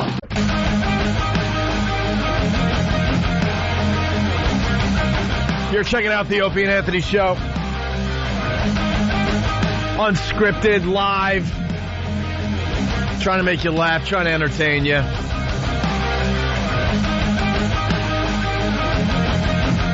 Most of the time, we succeed at that. Thanks for the support, by the way. Our phone number, 1-866-313-FREE. Got a couple interesting stories in the news here. We got to talk about Grandma in a little bit here. Yeah, the grandma story. Tragic. Well, people are saying, experts are saying hate that. That 40 to 50-year-olds need sex ed refresher course. 40 to 50-year-olds? Yeah, we'll get into that in a few minutes. Why would they need a sex ed refresher course? Oh, they got a doozy of an example. But does that really mean that all 40 to 50-year-olds need a refresher course? Ugh. Well, we like to just generalize in society nowadays. Please. So I guess, yeah, every single 40 to 50-year-old needs a refresher course in sex ed. Well, you want to do this real fast, and then we'll move into... Why not? All right, we started down this road. So, well, we'll find out why. The older people need a refresher course. Does it really mean they need a refresher course? God.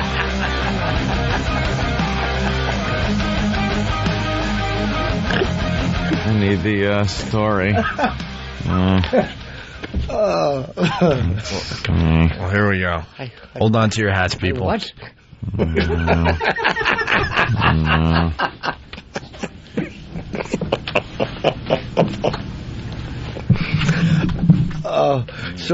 Maybe we should do this bit in a comedy club, because then we'll be completely safe. Oh, hopefully. For now, you're safe in a comedy club. Think of sex ed, we normally think of high school. You don't think of adults in their 40s and 50s. But you know what? Without a refresher course of sorts, they could in fact be putting themselves in terrible danger. CBS 2's Kirsten Cole explains why. At nearly 50, Jane Fowler reluctantly hit the dating scene after her divorce. She had a few sexual partners and thought she knew them all well. I knew that I couldn't become pregnant, and so protection of some kind, i.e. a condom, didn't enter my mind.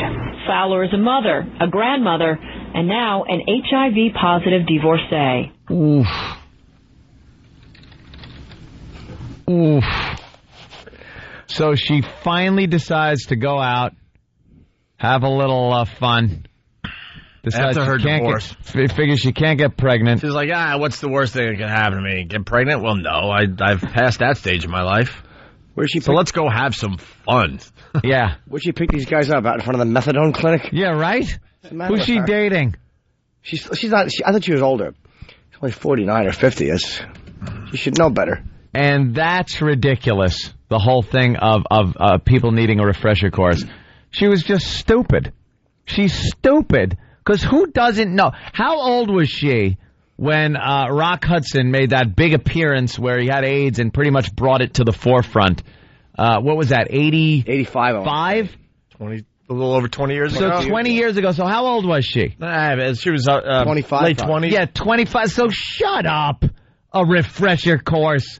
She was stupid. And now they're going to say that because she does this that everyone needs a refresher course? I got to jump in, though. What? Yes, Jimmy. Rock Hudson, back then it was gay disease. Back in 85. Right. Well, but again, when she heard that, she might have thought that that's only gay guys got. I'm saying it's not so far, so long ago or so recently that someone between 40 and 50 needs a refresher course on AIDS and sex education. Jesus Christ.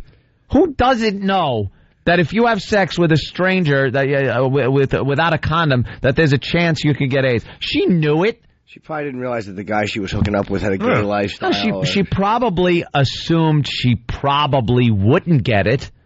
But do you think that maybe in her head is thinking, I might get at least some kind of sexually transmitted disease? I think she had no clue.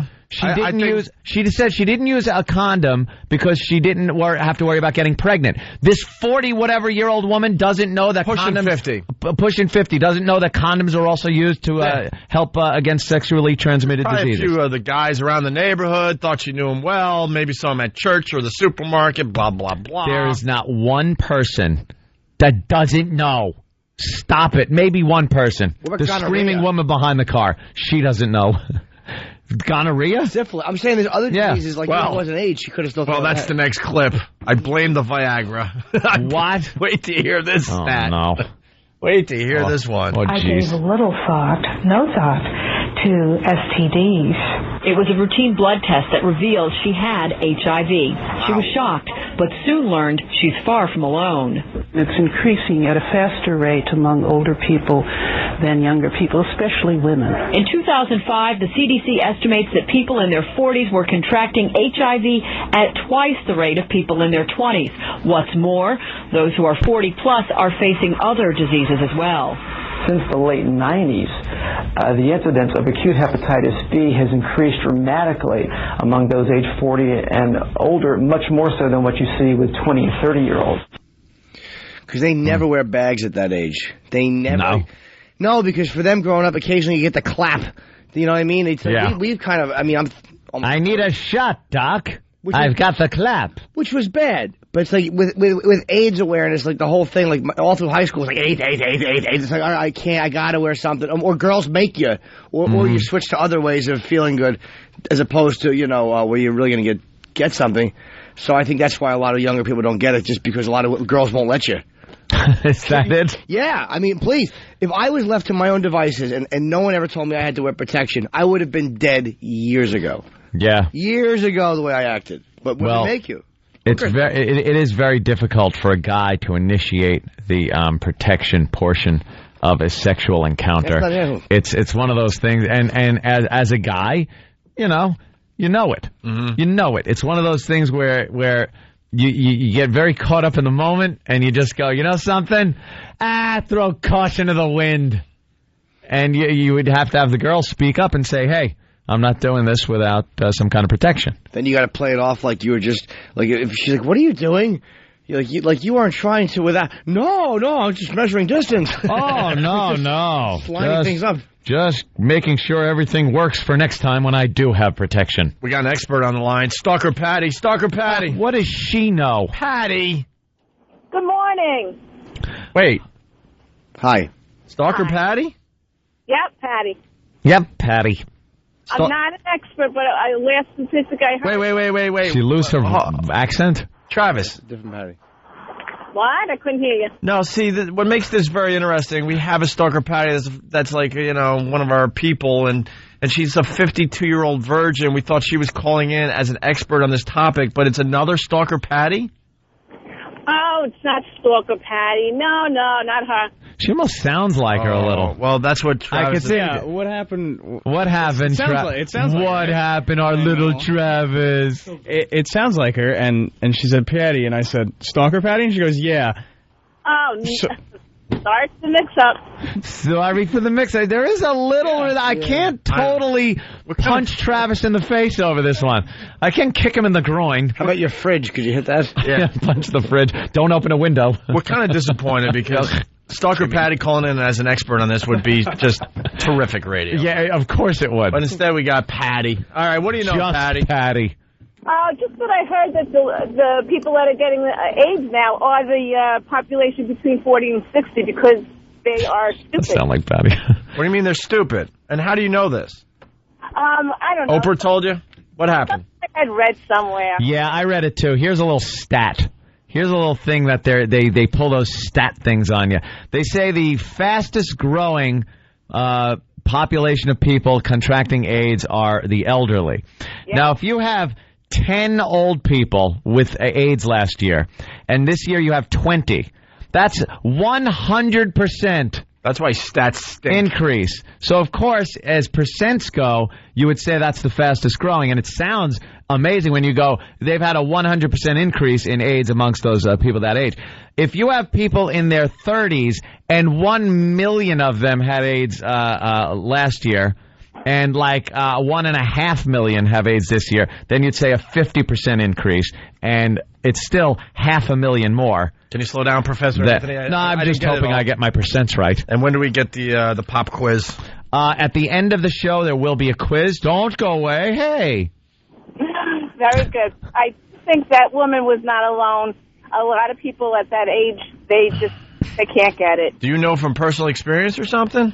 Oh, no. All right. Not you personally. I assume you're on the younger side, but maybe you know someone that's older. I don't know. You know what? Also, people in their 40s through 60s were kind of very sexually active when AIDS was kind of underground still, before everybody knew about it. So who knows? They could have contracted it back then. A lot of people live with it for years. And then you come out with it, or you're having sex with people in your 40s, pops out at 50. You don't know where the hell it came from.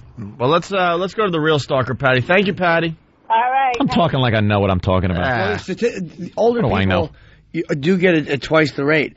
But that's in Canada, it's actually a quarter of the rate than it is here in the United States. I just watch the eyes now. You got to watch Jimmy's eyes. But did it sound good though? It kind of sounds good. If I close my eyes, yes, but I look right into your eyes, I know you're full of Why? Because they're open wide, and I'm begging to don't give me away. Hey, what's the rate of nurses in geriatric homes? Those creeps. That's how they get it. Yeah, that's how they get it. First person to get it while she's sleeping. With a pillow over her face. Let's go to Stalker Patty. What's up? Hi, how are you? Good. What's up? Nothing much. I just got a phone call. Oh, see, she does kind of sound like Patty. Yeah, see, this is our Stalker Patty. So, Patty, you know anything about this subject? Well, yeah, No, you don't. Sense. Common sense. You have no sense. Common sense. How old are you now, Patty? I am 52 in about 3 weeks. 52 in 3 weeks, and you're still a virgin. Yeah, because I have a little common sense. I'm not going to die. Oh, my God. She is so petrified. Maybe until I'm 103. I wanted to hear from other virgins. Stalker Patty is, for her 50th, I think we were trying to get her some action, and she turned us down for the last time, and now we're like, you know what, you're hopeless. Forget it. We're trying to get you some action, and you refuse to do it. You're now going to be 52, still a virgin. Patty, is it that because you're scared of a disease? Is that it? Oh, I'm afraid of a few things. I just don't want anything to happen to me, and I want it to be with somebody that I actually know and actually have a relationship. You've been saying that for years. You're 52 years old. Who are you going to meet? Where's this knight in shining armor that is going to come riding up and whisk you off of your hammer-toed feet and make love to you? Well, no, I'm not in that other extreme either. It's just that I don't really meet people. I haven't really met anybody to connect with, Yeah, because you're a bore. I'll tell you why. I was at F.H. Riley's holding down the fort this weekend. Yep. And a bunch of people that did some nice things for us, over the weekend, they came by to kind of hang out. So I threw my credit card down and said, hey, I'm going to buy everyone a drink or whatever, keep the card open for a little while. And everyone's walking by with some nice, beers and whatever. And then Patty walks by to thank me for buying her coffee. I got a coffee. It's a Saturday night, and you're a 52-year-old virgin drinking coffee at a bar. Yeah. I'm like, what a bore. A little wine at the VIP club. A little wine. You just had a little wine in the phone. Now, I don't want to insult the people that are in the program, by the way. Patty, I don't think ever really drank is the point I'm getting at. Patty, you ever really get drunk? No, and I don't want to either. I've seen her drunk. Concerned. I've seen her drunk once. Condition and stuff like that. I don't want to put myself at risk. Why would at risk for what? Drank in my life. Patty, why do you want to extend your life? Your life stinks. 52 Patty years. I'll take 2 Aussie weeks over 52 Patty years. I just don't know how dangerous it is for me personally, so I don't want to. I've never drank in my life either. What about a guy to have a relationship with? Like you're not even on the on-ramp yet. Yeah.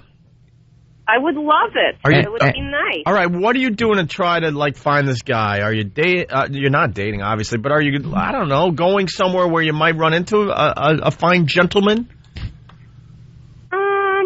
Well, okay. Last year, Last year? In that blue moon, I visited the Claridge, and I met a guy last year, but I got a little bit afraid when he wanted to call me. So now we just say hello when I see him, like every few months or so. You're living your life like the life expectancy of people is 1,000 years old. Right. Like she's like, well, I had a date last year. Patty's like a preteen. Patty's living like a tortoise. She's a tween. She is. Well, what I was going to do the next time I go there again, go up to him and ask if he'll have dinner with me or something. Wait, does he work down there? Does he work down there? He works there at the desk there. He's the one that gives the comps on the bus, and we talk occasionally. He says hello to me. I say hi to him, and so does he give you? He acted interested last year, but I kind of blew it when he actually called me, and I got a little bit nervous, and he sensed it. Hey, wait, what did you do when he called you? Yeah, what did he do when he? What did you do when he called? He sensed fear. Oh, I just said hi. He says, you know, whatever, and I just don't remember exactly. It was a year ago. But lately, you know, we've been, you know, we said hello a lot, you know. Said hello a lot. Hello. Hello. Hello. Hello. You're a minor bird. Well, I'm going to go right to him next time and say, why don't you come have, like, dinner with me or something? Oh, God, how awkward would that be? I'm busy. You got to walk up to him and give him an oopsie or something. Yeah, give him a little slip. You got to make a strong move now. Do a Paris Hilton. Yeah. When you get out of the bus, the jitney. Right. When you get on that bus, pull a Paris Hilton and just kind of stay seated. Put your legs out and let him maybe get your view of some things. Or maybe we can just give him some video links to some of the horror things you've done in the studio. That's true. Hey, Patty, you want us to send him a couple of emails of you with a Krusty the Clown mask on? No, that might loosen things up. Yeah, what does he look like, this guy? Yeah, describe his looks. Movie star. Okay, he's about 20 years younger than me. Uh-oh. So he's 40. You know, about 35 years old. Okay. He's Hispanic, I think. You know, I think he's part Spanish. Uh-huh. So am I. So are you? You are? Wait, you're part Spanish? You're part Spanish? We learn something new every day. My father was Spanish and English, yeah. You didn't know your father, though, right? Not really, no. Yeah, I'm also Hungarian, German, and Czechoslovakian on my mother's side.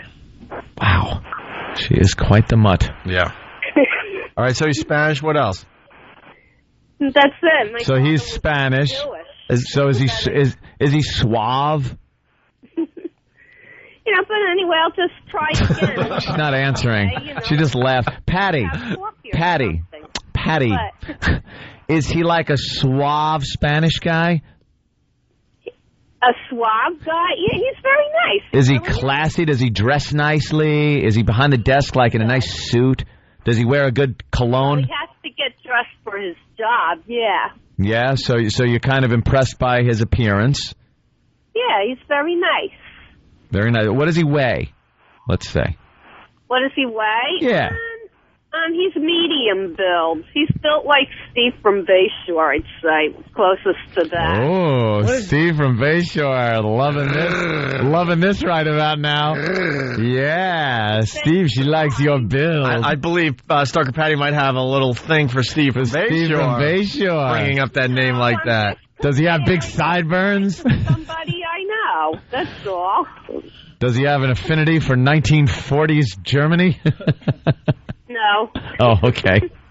I mean, I don't know much about him, but, you know, I should get to know him better, I think.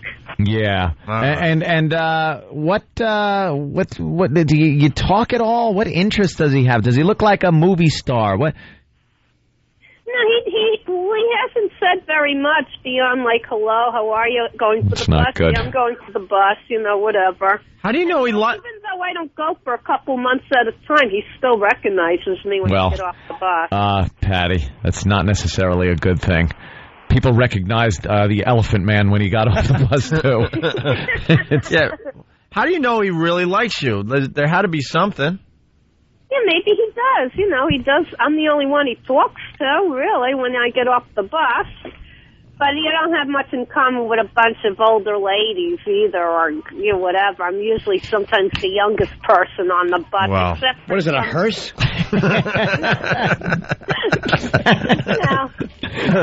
I mean, there are some people who do get on the bus that are younger, but they're mostly like from, I guess, I don't know, just average people. Yeah, all right. We're not going to get much more out of you, Patty. So no, just like everybody else in this world. No. Yeah, you're crazy, though. You're going to be 52, still a virgin. We've been working on you it's getting close to 10 years now. Wow, that's Enough right. with the guilt of growing up and go out there and get some action.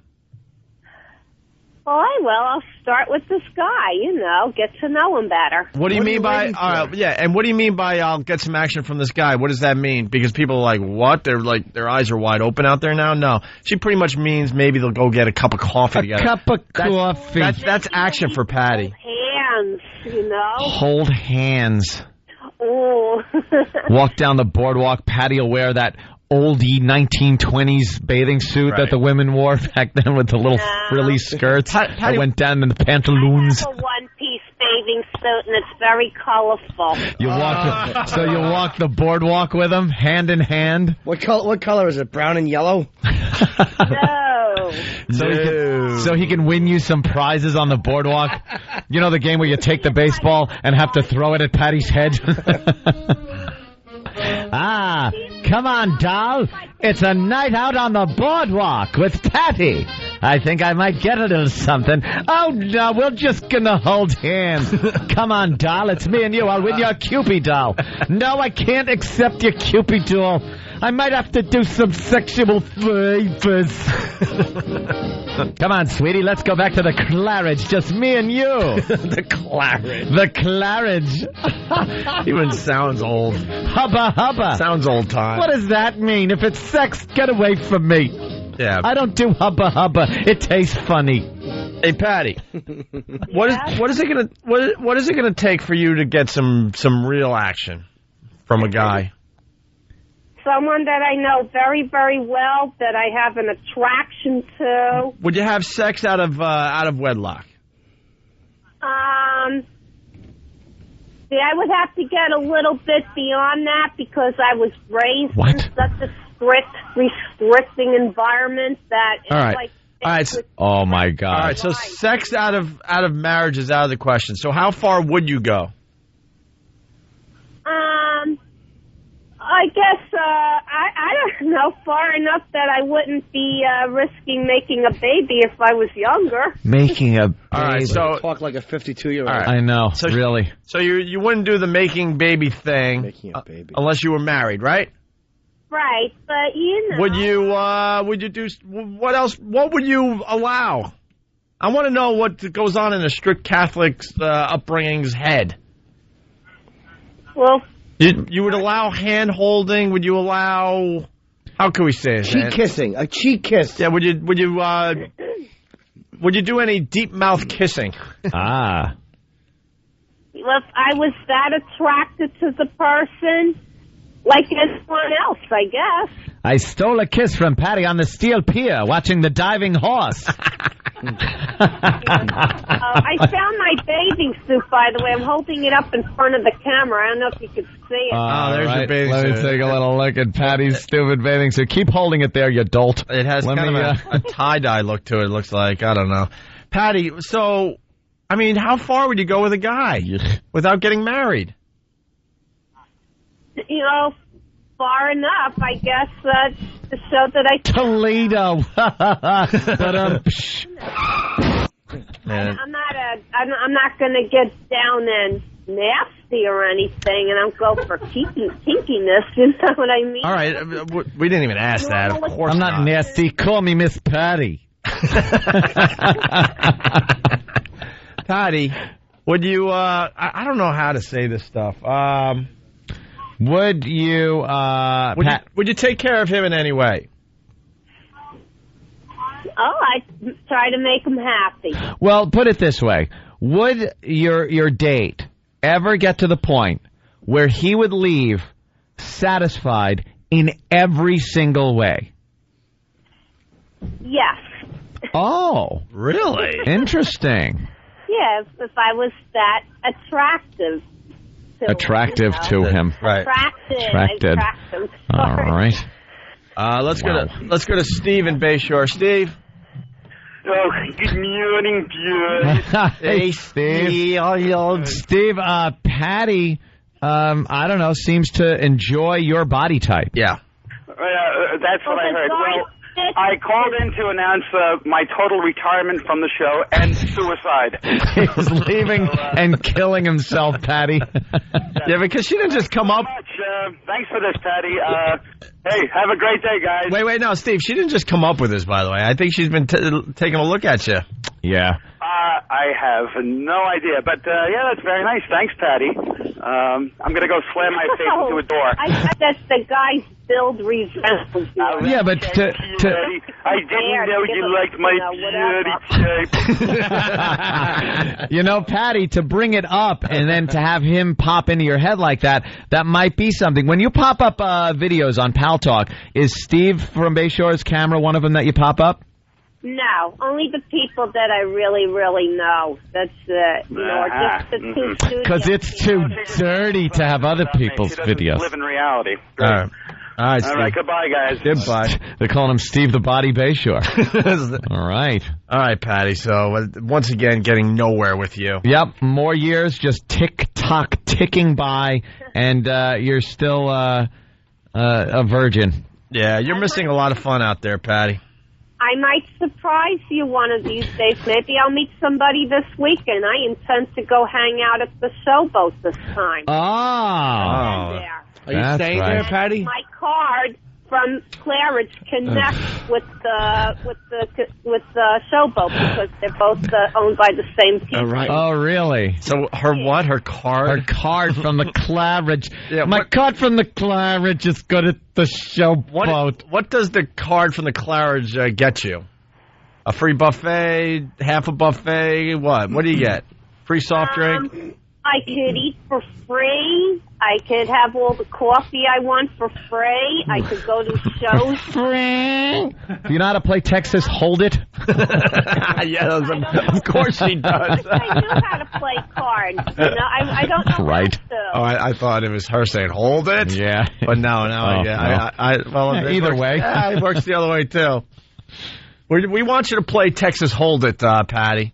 I think you're missing out. Well, first of all, those are expensive. I could never afford to do anything like that. I just watch when people do that. And thanks for getting the joke. All right, Patty. What? All right, Patty. Thank you. Thank you so much. We'll see you at the Showboat this weekend. By the way, you're looking more and more like Geddy Lee every day.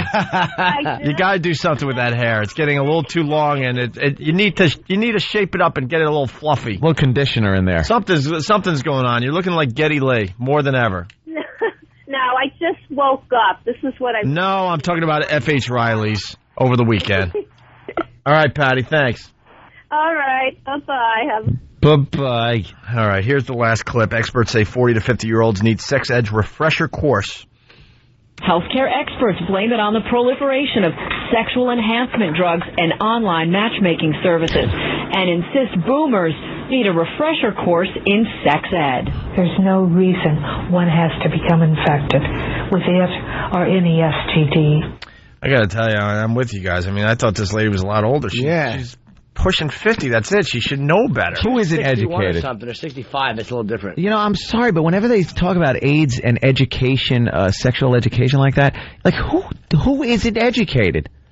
I must be ignorant thinking that everybody by this point is educated. Mm-hmm. I don't know. And we feel sorry for the old Bettys. I mean, these enhancement drugs are just creating. They're not ready for it. Havoc all over the place. You can't open an email without getting a spam from one of these Viagra or Cialis things. Yeah. So you know the guys are trying them out, and the wives haven't had to deal with that in years. Yeah. And now the hubby comes to bed, and oh my God. These wives, a lot of them, they closed down the business years ago, man. Forget about it. You drive through the town and go, I remember that business. There's a lot of action in that store. You got to soften the beaches before you prepare for a landing. Right. You can't just send in the troops. You take her pants off, it's like a Springsteen song. They're broken downtown that no one has seen. Well, that's what's going on. They closed business a long time ago. These drugs have come along, and all of a sudden, people are expecting you to open up the business again. Yeah. There's a lot of work that's got to be done. You got to buy new product. You got to buy new plumbing. You gotta shine up the place. You got to paint. You got to get a paint job. All sorts of stuff. You got to get all the creaks out of the hardware. Let's just put it that way. It's not ready. It's not ready. It's not ready. But here's the problem.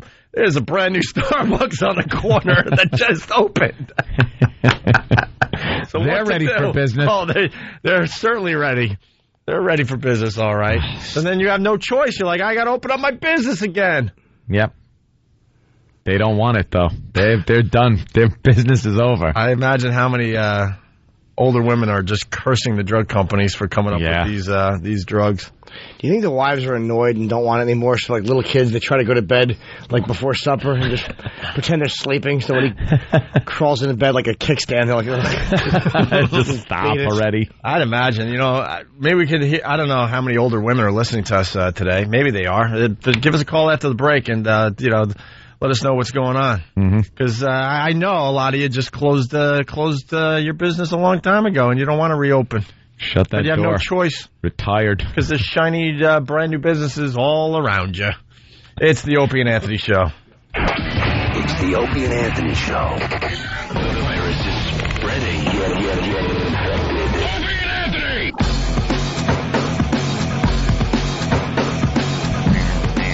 It's Opie and Anthony. Hey, I want to welcome Pal Talk officially to the program. Yeah. Finally spending a little money. My God.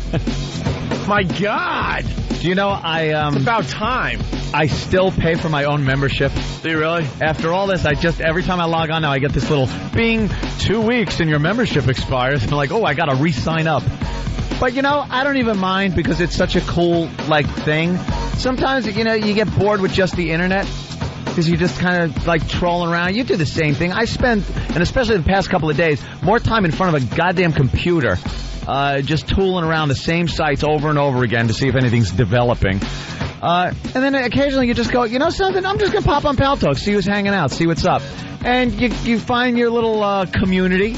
You find the O&A fans in one of the rooms or something like that, and you just pop in and have some laughs and, goof on each other. I just hope Lisa, took advantage and really got a ridiculous rate from Pal Talk. Isn't it the other way? People take advantage of Lisa? Yeah, pretty much. It's about time she gets to take advantage of somebody else. I hope she got a ridiculous rate, because these guys have been getting the advertising for who knows how long. Yeah. But officially, welcome to the program, Pal Talk. Adding sponsors every day, aren't we? I'm talking with Pal Talk, guys. Now on the show, I'm Lisa. I should go on Pal Talk. You want to be my pal? Kind of has that Fran Drescher thing going. Yeah, exactly. That's where we're getting at. She's much hotter than Fran Drescher, but that voice. That voice. Oh, my God. She's a sexy lady. Until she opens her mouth. Oh, Jesus. It's a little rough. She's very small. She's a very small gal. Yeah. She kind of bounces in. She smells good. She's in shape. Oh, boy, is she. She looks like she should be doing a workout video, She's 53 years old. Oh, my God. She is going to kill you. Kill you. Holy Jesus. That means she can only go out with 35-year-olds right now. You're blowing up her spot, Jimmy. Oh, no, I got AIDS. Oh, Reggie. Oh, no. I wasn't using a condom. I got AIDS. Can I sell it? Can I sell a sponsorship? Trying a hospice to sponsor the show. There you go. But she signed up Pal Talk. Very cool. Let's say hi to Bob in Pennsylvania. What's up, Bob? Bob. Hey, Bob. He's been sitting there for an hour. Stupid Bob. Bob. Oh, my God. I had a nice little thing for Bob. Bob doesn't know what he just... Bob? Bob? Oh. Bob. Hey. Bob, where the hell were you? I'm trying to get my baby out the door. That doesn't even sound right. Let's just leave it there and let the listeners trying to get my baby out the door. What? My speakerphone's on and I'm just hearing Bob. Before Chris Hansen walks in? What are you? Yeah. Hello, I'm Chris Hansen, Bob. Take a seat. All right, I'll bite. So why are you trying to get your baby out the door? Because I've been on hold for like 45 minutes. No, where's your baby going? Yeah, where's she going? She's going to daycare. Oh, okay. Ooh, you're one of the lucky ones. Let someone else raise your kid. That's it. I think my wife allowed me to get out for the weekend, and I was like, I'd love to go to poker. Nice little place, the McMartin School, I hear.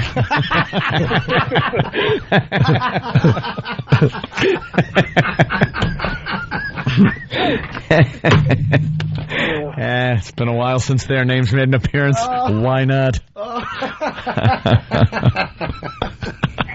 That's horrible. Hey, Bob. Hey. Guess what? What? Opie, why didn't you tell him? I forgot why we went to Bob now. So did I. No, Bob, you want a seat at the poker tournament? I would love it. All right, we got a few more tickets left, or a few more spots. It's the O&A Poker Tournament this weekend in Atlantic City at the Showboat Hotel and Casino. First prize, $20,000. And we got a pair of tickets for you, courtesy of Paltalk. Yeah. The only place to see our show live from the studio. So, Bob, hold on the line. We're going to give you a spot in the tournament, okay? Awesome. Thank you, guys. And by the way, this is sold out at this point, but we're expecting a lot of listeners just to go down and hang and have a good time. We're doing a VIP party. Oh, after that tournament's over too, the tables are going to open up, and we're gonna seriously be kicking each other's ass at the poker table. Yeah, we'll probably have another tournament right after the official tournament. So there you go, Bob. Hold on the line, okay? Thanks, guys. Look at Marissa on Pal Talk looking all smug from her victory this weekend on Saturday. She came looking over? all smug. No, I went out to a game. I got a little pest game that goes on. Yep. Yeah, it's fun. But she won. I got knocked out early. I was stupid. I made stupid moves at the beginning of the game. Yeah. Then I tried to make a comeback and just What are your chances at winning the O&A Poker Tournament? You can never tell. Here's what we were figuring, and we were talking about this over the weekend playing poker. We figure it's going to be a lot of people that are there just for the event itself that probably aren't that knowledgeable at poker. So you're going to get a lot of stupid play, which takes the pros and the good players right out of the game. Speaking of stupid play, Poe was there Saturday at the poker game. And I thought Marissa was going to slit his throat. Why? He was playing the worst hands ever, following him right through to the end, no matter how high anyone raised, and winning. Like right at the river, he'd pull like the last card and win. And he should have been out of the hand. I love guys like that. Oh, he gets so lucky. I love guys like that. It just proves that the whole thing is luck. No, because in the long run, he loses. Thank you, Jimmy. It's in the long run, I love you guys that think you actually have a strategy for Hold'em. There is. In the long run, he loses. Yeah, you got to be in enough tournaments and play them out. But that night he lost. I'm going all in first hand. Let's see what you got. God bless. Let's see what you got. That I can't wait to see. I'm going to be one of those Poe players to mess up everyone's strategy. 7-2. Yeah. What, 7-2? He had a 7 deuce. Right. Perfect. Which is right, the worst hand in poker. Offsuit, what do you got? You got a couple what? Couple diamonds in the hole? What do you got? Just a 7? He won with a 3 of a kind. See, there you go. You knew exactly. He wins with a 3 of a kind. Yeah. And I just heard Marissa scream, and then she comes in holding the cards like they're covered in animal feces with her fingers. And she goes, he won with this. Just garbage. There you go. Oh, that's what happens when you start. What I always call it a 7-tour. When you start with 7-tour. Yeah. Start with a 7-tour. Yeah. Well, this is the type of play I think we can expect from a lot of people. They'll be knocked out.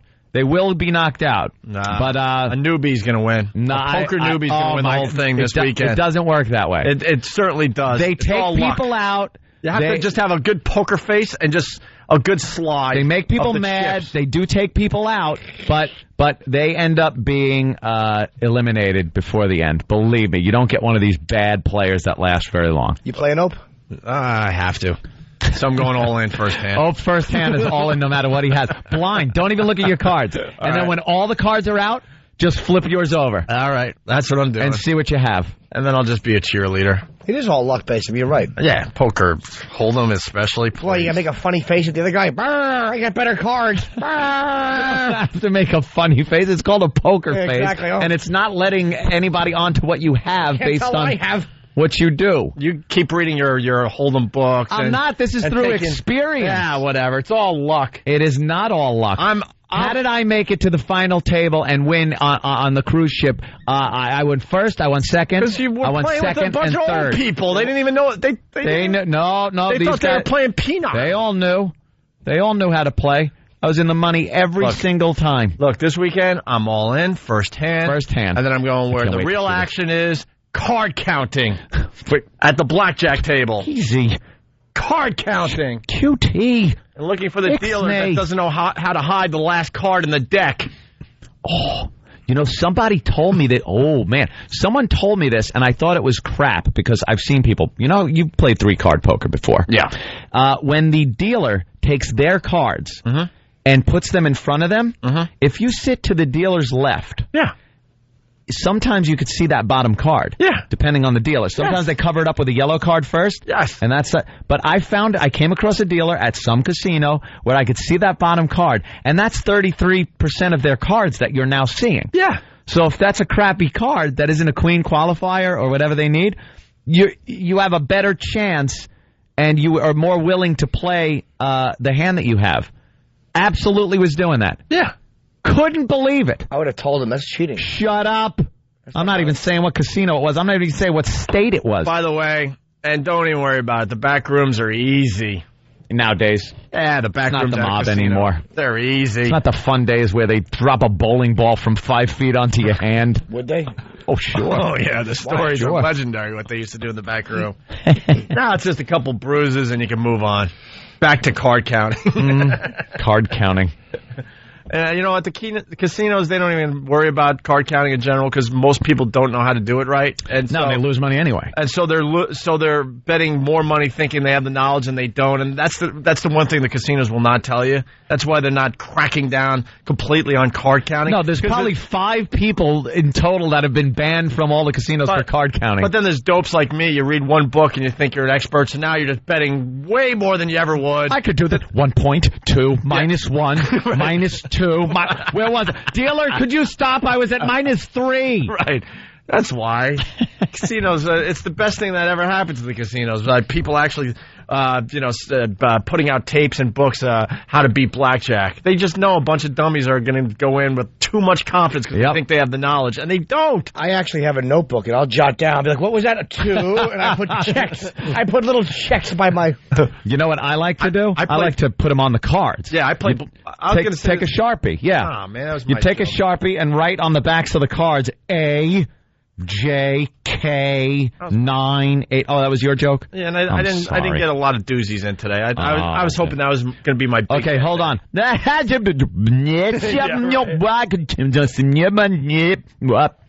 Poe is on the line. Master Poe. What's up? How we doing, guys? Gentlemen. Master Poe, you were a big hit at the poker game on Saturday, but you were really annoying people.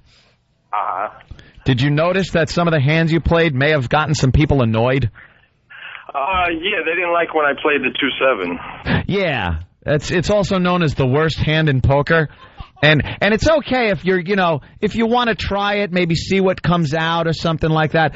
But I hear you were chasing down a lot of hands, like someone would raise to get you out and you'd get lucky on the last card. Right, exactly. Yeah, you know that does kind of get people annoyed. It's part of the game. It's something you got to deal with. But yeah, you usually get a talking to. Well, I played the game like anything else. I wanted to see how people would react. And Baby got very, very angry. The young lady to my left, I forgot her name. Betty. It was Betty. She was also angry. Yes. You could pretty much say everyone was angry. What Poe's doing is right, though. If he all of a sudden has some cards and he wants to get 3 of a kind, that's the right way. Sitting raising just to chase a guy out is wrong. Good for you, Poe. Yeah. Beat these dopes. No, here's what you have, though. You have, at that moment, you have the best hand. You know you have the best hand. So you don't want another card to come out, just in case they do get lucky. Sure. So you raise the crap out of them. and then they call you on that with nothing and then get lucky. Now, it's part of the game. I'm going to say it is part of the game, but it's not a winning strategy because the odds are, and this is where the luck part and the skill part come into play, you're not going to get that lucky every time. But if I have 2 cards and I want a third card, and I say like, I have a 7 and I have a 2. Yeah. I'd love 2 more 7s. Right. What's wrong with that? The odds are it's not going to happen. Yeah, but you could still hope.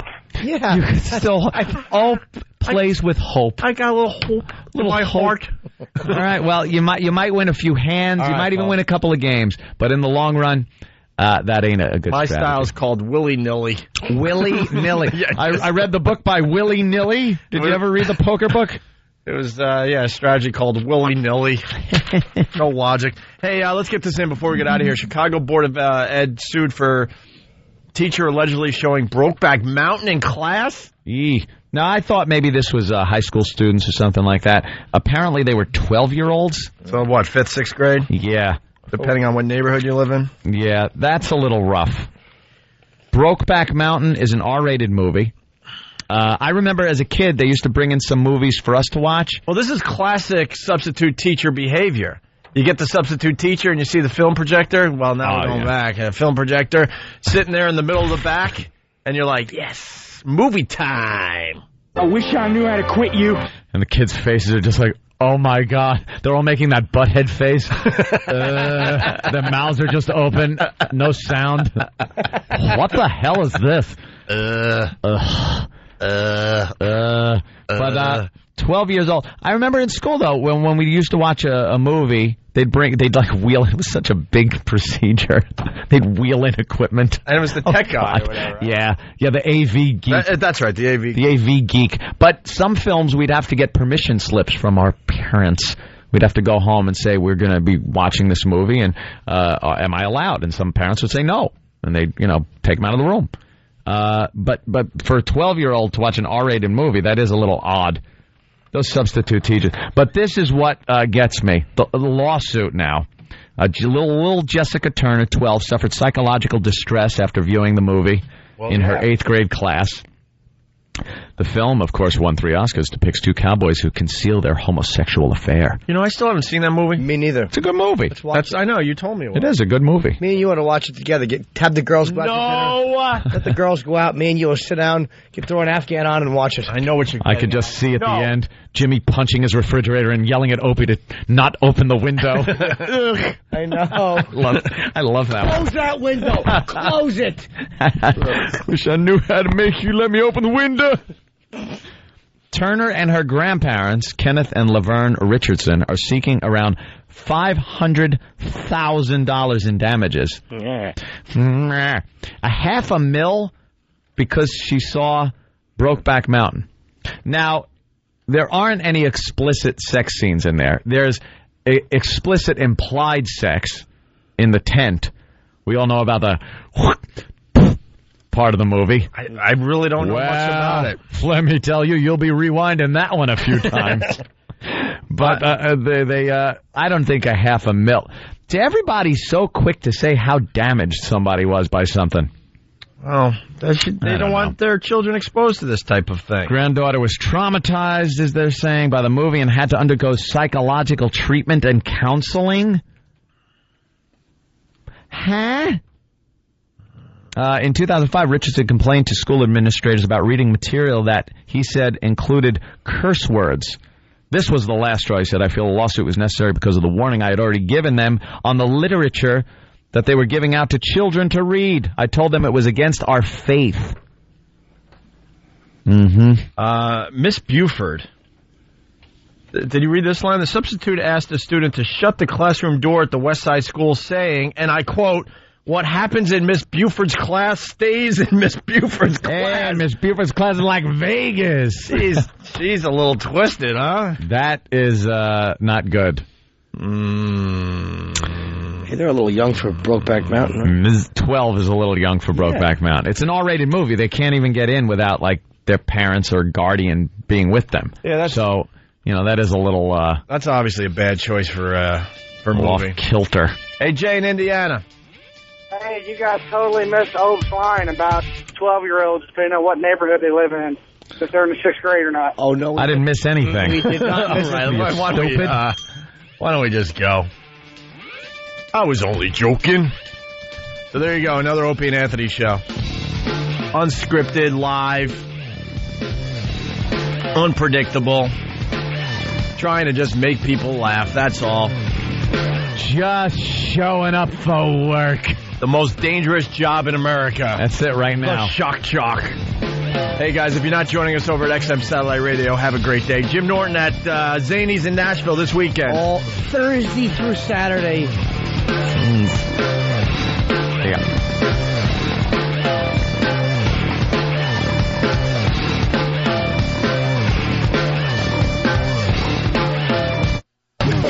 It's the Opie and Anthony Show.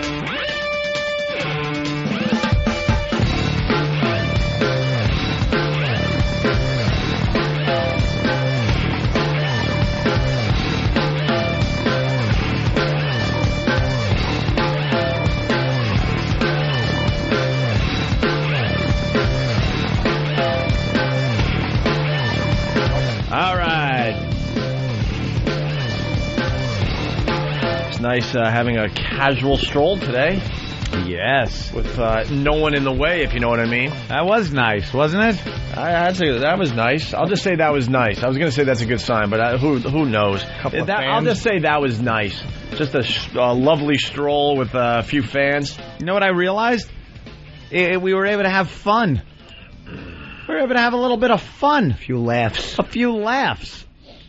on the walk. Mm-hmm. The walk is usually a time to unwind a little bit and, let your hair down a bit. You know what I mean? Relax. It's a beautiful day out here in New York City. And me and Jimmy are walking down the sidewalk, and we're able to have a little fun. Like Anthony sees this pretty girl, and he goes, wow, look at her. She's hot. And I'm like, I know. And then, but I purposely looked at the really old lady. I'm like, the one with the black bag, right? And we both just laughed at my little mistake. That the 90-year-old I was attracted to. He was talking about how this old lady probably has one butt cheek because the other one had been eaten away by an illness, by horrid disease. Just things you want to chuckle at on the way over. Me and my pal having a laugh. Yeah. Looking so grim. Just walking. I have more goddamn footage of us walking than I ever want to see. Yeah, I think you're done with that. Enough about us walking. You don't need any more footage of us walking. Walking 10 years ago. Us walking 5 years ago. Us walking 3 years ago. Us walking yesterday. More walking. Jesus Christ. How many times have you heard in the last 3 or 4 days, are you sick? No, just older. Just got a little older. Sorry about that. Way to show footage from 6 years ago. Actually, I was watching some of that footage. My friggin' face was so bloated. It was just like, I was all bloated. Yeah? Drunk in every shot, by the way. You look much healthier. Well, I'm working out, Jim. I got to get some pounds on me by working out, though, not by just eating. Just trying to add a little muscle? I need some bulk. To that poker physique of yours? I'm bulking up. My weight is going up. Is it really? Up. Yep. Yes. I'm up to 155 pounds. Wow. That's right. What were you back in the NEW days? 180? Yeah, about 180, 185 sometimes. Yeah. It was all gut. That was a soft 180, 185. Oh, yeah. Believe me. You definitely are much healthier. Ack. So nice. All right, what are we going to do on this side of the show today? This, no. This, no. This, no. No, we could still do a lot of stuff. We could still do a lot of stuff. Yeah, here's something. King of Queens, final episode last night, and no one cared. Was it the final episode? It was the final episode, and no one cared. And I was reading the article about that, and it said there were no people. If I walked into a bar and people were watching the game, like it was supposed to be some Seinfeld final episode. Where everyone had to watch with friends and family and all that, or in a bar. No one cared. Nah, no one did. I mean, it was a successful show, though.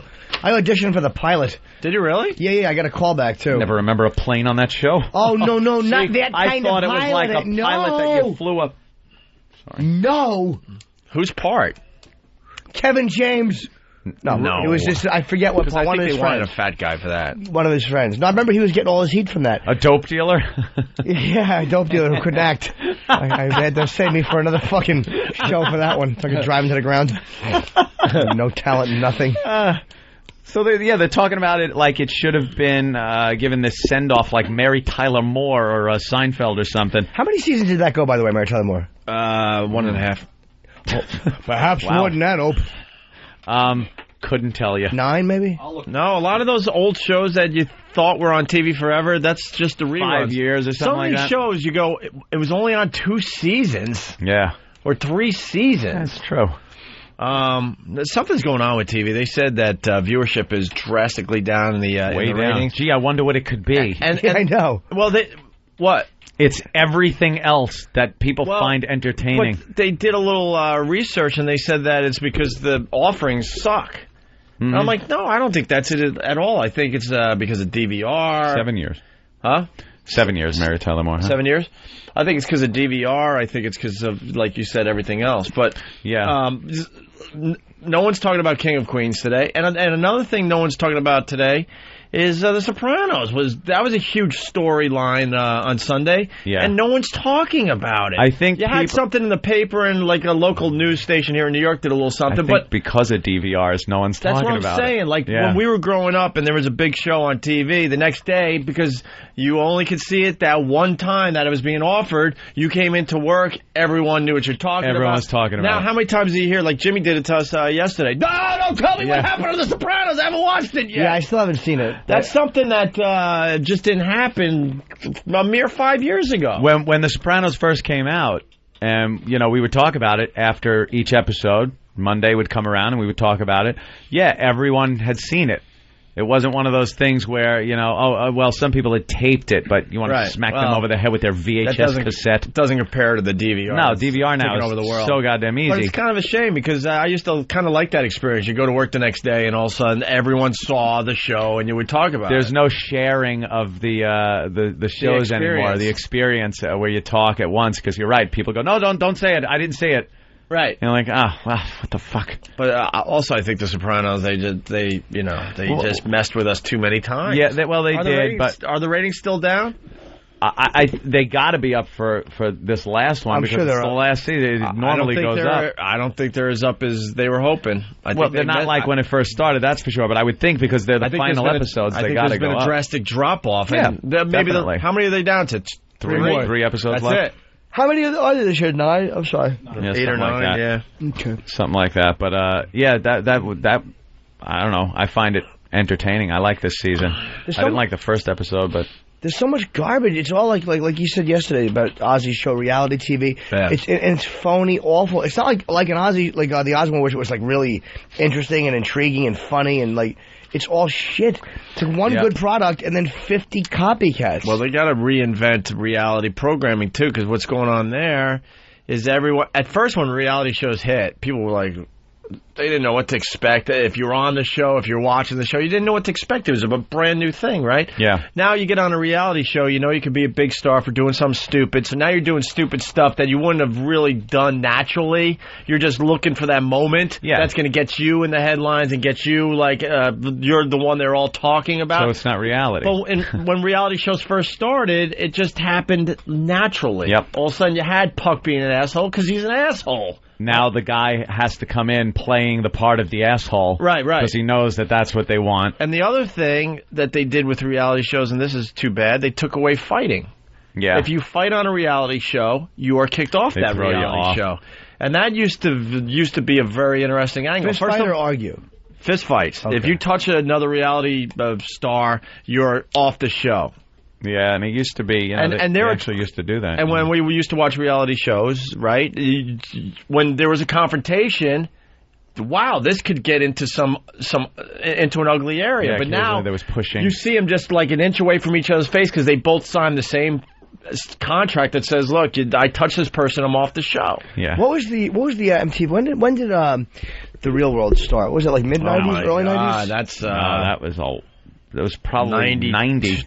Yeah, I was going to say, all right, yeah, 90. A friend of mine... Very early 90s at the 90, 91, possibly. My friend Dave was thrown off 89? that show. I don't know. Huh? My buddy Dave Edwards, a black comedian, was tossed off that show. Oh, right. I remember that one. See? Everyone remembers him. Which one is Dave Edwards? That was the black guy that dragged the black girl down the hallway. In the L.A. Oh, did he? I don't know. Real World L.A. Whatever it was, this is like one of the first ones, or the first season. That was Tammy or something that ended up marrying the New Jersey... I don't know what he did. I think he looked at a girl changing or some shit like that. No. They were joking around, and one girl was naked under her covers. Okay. And he went to not even naked. She was like panties. Whatever it was. Panties, whatever. He went to pull the blanket off of her as a goof. And she was like, no. She's screaming like, no, don't do it. And he kept pulling and wound up pulling her off the bed and kind of dragging her down the hallway while she's trying to cover up because the cameras are rolling. Everyone was laughing, but then she got really pissed after the fact. And then it started getting into a whole thing of sexual assault and this, that, and the other. They started calling it other words. Yeah. And he was really just trying to be funny. Yeah, of course. And he got at the time, and he's a comedian by nature, and he was just like he was going for a moment. And she was like kind of screaming as it was happening. It kind of turned into something else. And, they wound up throwing him off the show. First Real World Thank You Fan, 1992. That was 92, okay. Yeah. So I remember when that happened, and me and Dave did a college year. I mean, literally, probably right before I started working with you guys, like around 2000 or 98. And I mean, we were upstate New York, and we went into one of those awful side road little gas stations, and the fat lady behind the counter recognized me. I'm like, geez, reality TV really made this guy, famous. And that was years. Back then, the ratings for reality shows were massive, too, because there weren't many. So you were searching them out. Now that's all. Now everything is there. And the Hogans is funny, though, because they have, real interactions. Wow. I tried to like that show. It's all scripted, and we've talked about that before. The news has become a TV show now. Right. It's not even it's not even like the news anymore. It's an entertainment television show that they put on. It's based on a reality show. They take some aspects that are real, add their own drama to it, and they have a reality show that changes every day. The characters change, the people change. It's wonderful. It's a reality show, the news. Sitcom/reality. Yeah, that's what it is. And then what's his name? His show just got thrown off the air, too. George Lopez. George Lopez is an ass. And I'm saying that because here's a guy who had a show on for 5 years on television. Do you know how hard it is to get a show on television, first of all? There are people that would kill to have a show that lasts 5 years on television. A lot of these guys get pilots. Everyone's excited about it. It goes 2 shows and they yank the show. Our one and only chance lasted 5 episodes. 5 episodes, was it? Something Jesus. like that. 5 episodes too many. I'm going to disagree that he's an ass, though. Well, no, I don't think he's being very humble about them canceling his show, and I think he's not being very realistic as to why the show has been canceled. I'll say that, and again, I'm going to say this. I have a personal thing. I like Lopez because when I did the Vail Comedy Festival in '95, he was a big national headliner, and he was very nice. Well, then you're dismissed as a juror. Well, Please leave. I am biased. He's always been very nice to me, and he's been much more famous. He's always been a really sweet guy. But they were shuffled around some. I don't even know if it was a good show. I've never seen it. It might have been awful. I don't know. But they got shuffled around so many times, and they would always make them compete with American Idol. I guess they figured to get Spanish people to watch that. Let me tell you something, they get very tough slots. But for 5 years. Oh, yeah. Jesus Christ, there are shows that are on, that have tried to be on, that if they were shuffled around like that and their ratings stunk, they would pull them right off the air. This guy was able to last for 5 years on a network television show. Should count your blessings and move on. Yeah, but what George is mad at is this. He's sour grapes. He's not. This guy's got enough money in syndications, but he's made for life. It's not a money issue. It was a very personal thing for him. But when you look at the ABC pickup, this is what Lopez scoffed in particular at another ABC pickup, Caveman, about 2 brothers and one best friend described as sophisticated cave dudes living in modern. That's right, folks. Cave dudes. Living in Atlanta, who continually find themselves at odds with contemporary society. So what's going to happen in this one is the network is going to find a way to address racial issues that they don't have the fucking moral courage to address with real white people, real black people, real Jews, real gay people, real whatever. They're going to address social issues that they're too fucking afraid to address with real people, these fucking jizz buckets. So they're going to address it with cavemen so no one can get offended. You know what? It's brilliant. Let's all turn into cavemen. You know what would be great for this show? First episode, the cavemen. And you've seen the commercials. They're for Geico. Yeah. With the cavemen. That's what they're talking about. They're making a show like that where they wear suits and ties. And Can I guess? They're more sophisticated than anybody. What? First episode, dinosaur stomps them. No. Although that would be funny. Show over. Saber-tooth tiger? No, because it's modern times. They have to, cave dudes living in modern-day Atlanta would continue to find themselves at odds with contemporary society. I say the first time they find themselves at odds, they pull out big clubs and smash in the heads of their contemporary counterparts and then walk away bloodied. And they give a Kevin Dillon, you see the fucking head come apart? Come apart like that. Where they completely just turn caveman. Cave dude. They turn cave dude. I turned on. My girlfriend's never seen All in the Family, or she's seen moments of it, but never watched it. So we threw in the pilot the other night. The fucking language they got away with on that show. Oh my God, I know. And it was hilarious. And this is what they're going to do now. They're going to try to address stuff like All in the Family did with real people. Yeah. I mean, without using real people. I mean, look, Archie and Meathead, they addressed black issue. They had the black side represented. They had the gay guys were represented. Everyone was represented intelligently. It was a brilliant show. And now the fucking faggots in network TV are too afraid to do The media is doing just an injustice here, man. You couldn't get All in the Family on the air nowadays. Of course not. And they think like society's out of control right now. Every night on the news, there's another story about someone doing something stupid or saying something, blah blah blah. And I'm not even. Believe it or not, I'm not even trying to talk about our situation. I mean, the news is just filled with it every single day now. It's just brought it out more and made us see it more. Right. That we're kind of engrossed in something. And they think we're just a society completely out of control. Just watch like an old sitcom like All in the Family and you realize... Yeah. What was the... Just think also, this was during that time where it was supposed to be... You know, the people that are in charge now are the people that were like, this is great, this is like... where we're open and honest and talking about things and you know being free man and who would think that past the year 2000 that was supposed to be so far in the future back then we would have been such uptight assholes. We've regressed. By now. We've regressed. We thought it was going to be this progressive movement from the 60s and 70s where you could do things like All in the Family and watch like Richard Pryor doing his act and stuff and you know just complete controversial material, but not take it as controversy. You accepted that as like educational. It was really an education you were getting by watching these and listening to the comics of the time. And now we've regressed because we have a fucking stick so far up our asses now about everybody being sensitive to everything that we've gone back in time. We're heading back to like the 50s. Well, people feel this is the problem. Everything has to be beyond safe. We got to go get our soda pops at a malt shop. Go watch the submarine races. Audience members, and I think a lot of this is because there's so many ways to get involved, now think they're a part of the creative process. It's almost like my opinion creatively. No, motherfuckers, it doesn't matter at all. That's what they think, though. As opposed to like watching Pryor in 1975 and going, this is what I think of this guy. I love him, I hate him, whatever. And just looking at his work and saying that's his work. Now people have to get in and try to change what you're doing because they somehow think that their creative input is important. Speaking of Pryor, one of the most famous bits ever on SNL was the Pryor Chevy Chase bit, where they're going back and forth. It starts out very mellow, and then they get just going with horrific racial slurs to each other.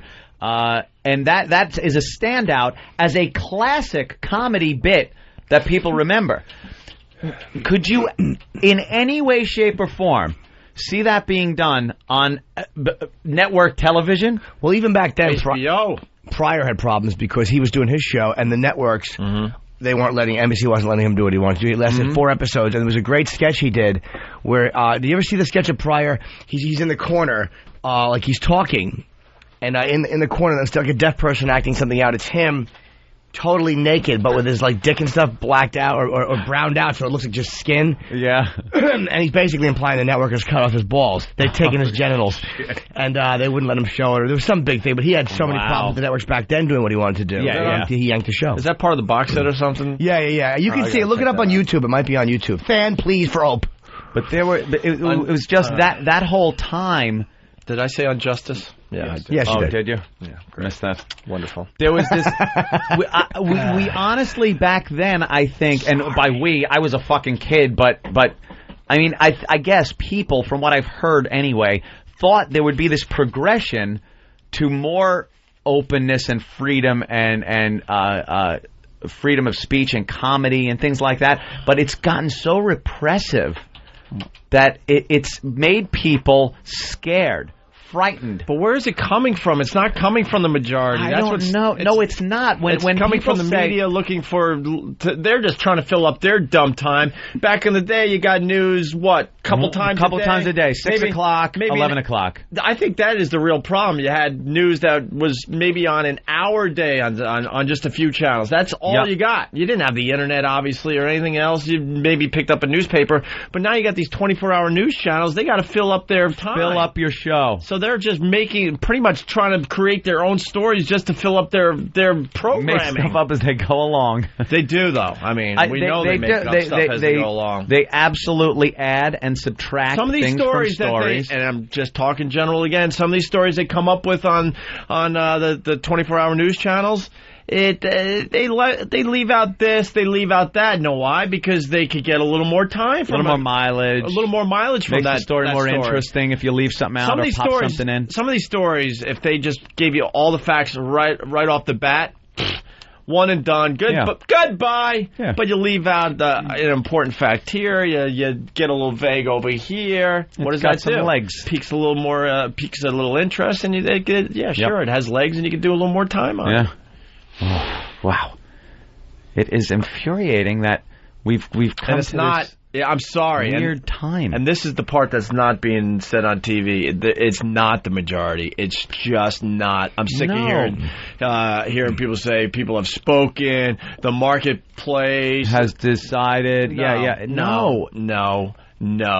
Most people don't care about any of this stuff that's going on. They care about... It doesn't affect them. Taking care of their families, going to work, and on an off chance, maybe getting a little laugh and being entertained every so often. And that's what the majority does. There's a bunch of, little smaller groups out there that think they're representative of the majority and the people, the country. I heard Patrice's piece last night on Fox News. The woman that was with him, that was against him, I guess, his counterpart on the show, was talking about how the country has spoken and the country is upset. And Patrice turned around and said, "What, are you representing the country? Like, you are now represent?" And she said, no, but the country. He goes, "I don't speak for the country. You're speaking for the country?" Right. And it made so much sense. And most polls on all these sensitive issues show that they don't care. More people don't care. No, it's.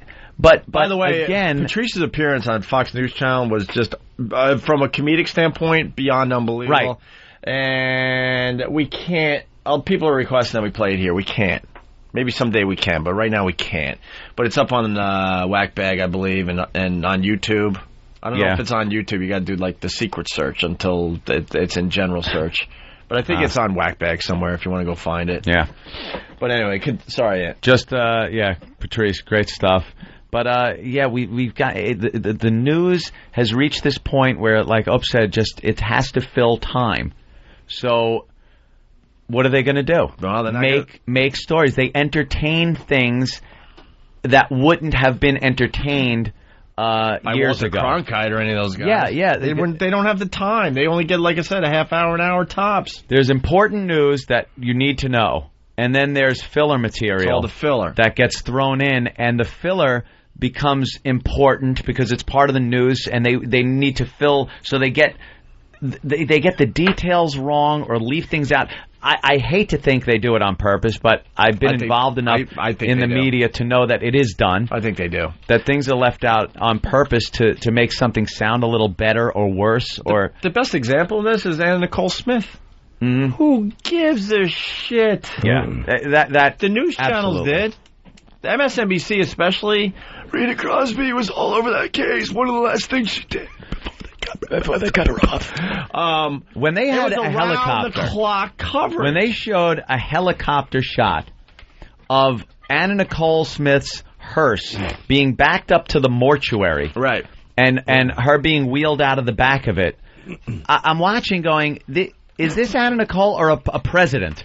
I can understand if the president, that is worth getting a helicopter, fueling it up, getting the camera equipment, flying out somewhere, and and filming the top of a hearse and something being wheeled out. But for Anna Nicole Smith, a stripper that married an old guy for money, and it was breaking news, shocking news, all those terms they use, and I'm like, shocking. This is it finally happened news. Yeah. It wasn't. It was not a surprise. It wasn't anything. But that's the type of news environment we live in now, and it's this whole information overload that we have now, where everybody is a reporter. Everyone is a photographer for the news. Everyone has their own commentary columns now. If you go to Google News and pop in a subject, you'll find ABC, networks, CNN, all that on a subject. And then you'll find blogs under the same category as news.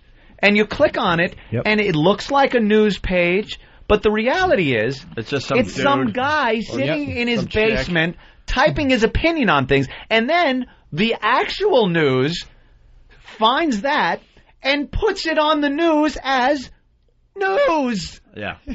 It's a guy. This is a guy that we used to have to write a letter to the news organization. And then if you remember, at about 10:30 or 11 o'clock, the president of the network or whatever would get on and voice an opinion. Right. I'm going to speak to you today about I'm Steve Schaefer, traffic. The president of Channel 11. Yeah. Thank you. Your opinions are welcome. Right. And then some guy would write a letter, and sometimes he'd be invited on. Yeah. In rebuttal right. to this is Bob Smith. And Bob Smith would be sitting there and talk about how the expressway needs to be fixed. And that was pretty much the furthest you were able to go in media. Now everyone is a journalist. Everybody with a computer has become a journalist, a journalist that is respected, that is taken by people like Drudge and by the network news and quoted, and photos are taken from their sites, videos. We've reached this point of insanity. Well, look at every blog has to have a comment section. It's not like reading the paper anymore. You have to be able to comment. I like to state my opinion as well. Yeah. I don't want to just read. I want to get my opinion in there. Right. It's just as important as yours. Everyone has become so important that there aren't any more people left. Everyone is a boss. Everyone's responsible for something. Everyone has this opinion that isn't just a personal opinion. It's an opinion that I now have printed and now is accepted by people. So I now am influential. There's no just people left to just be the people.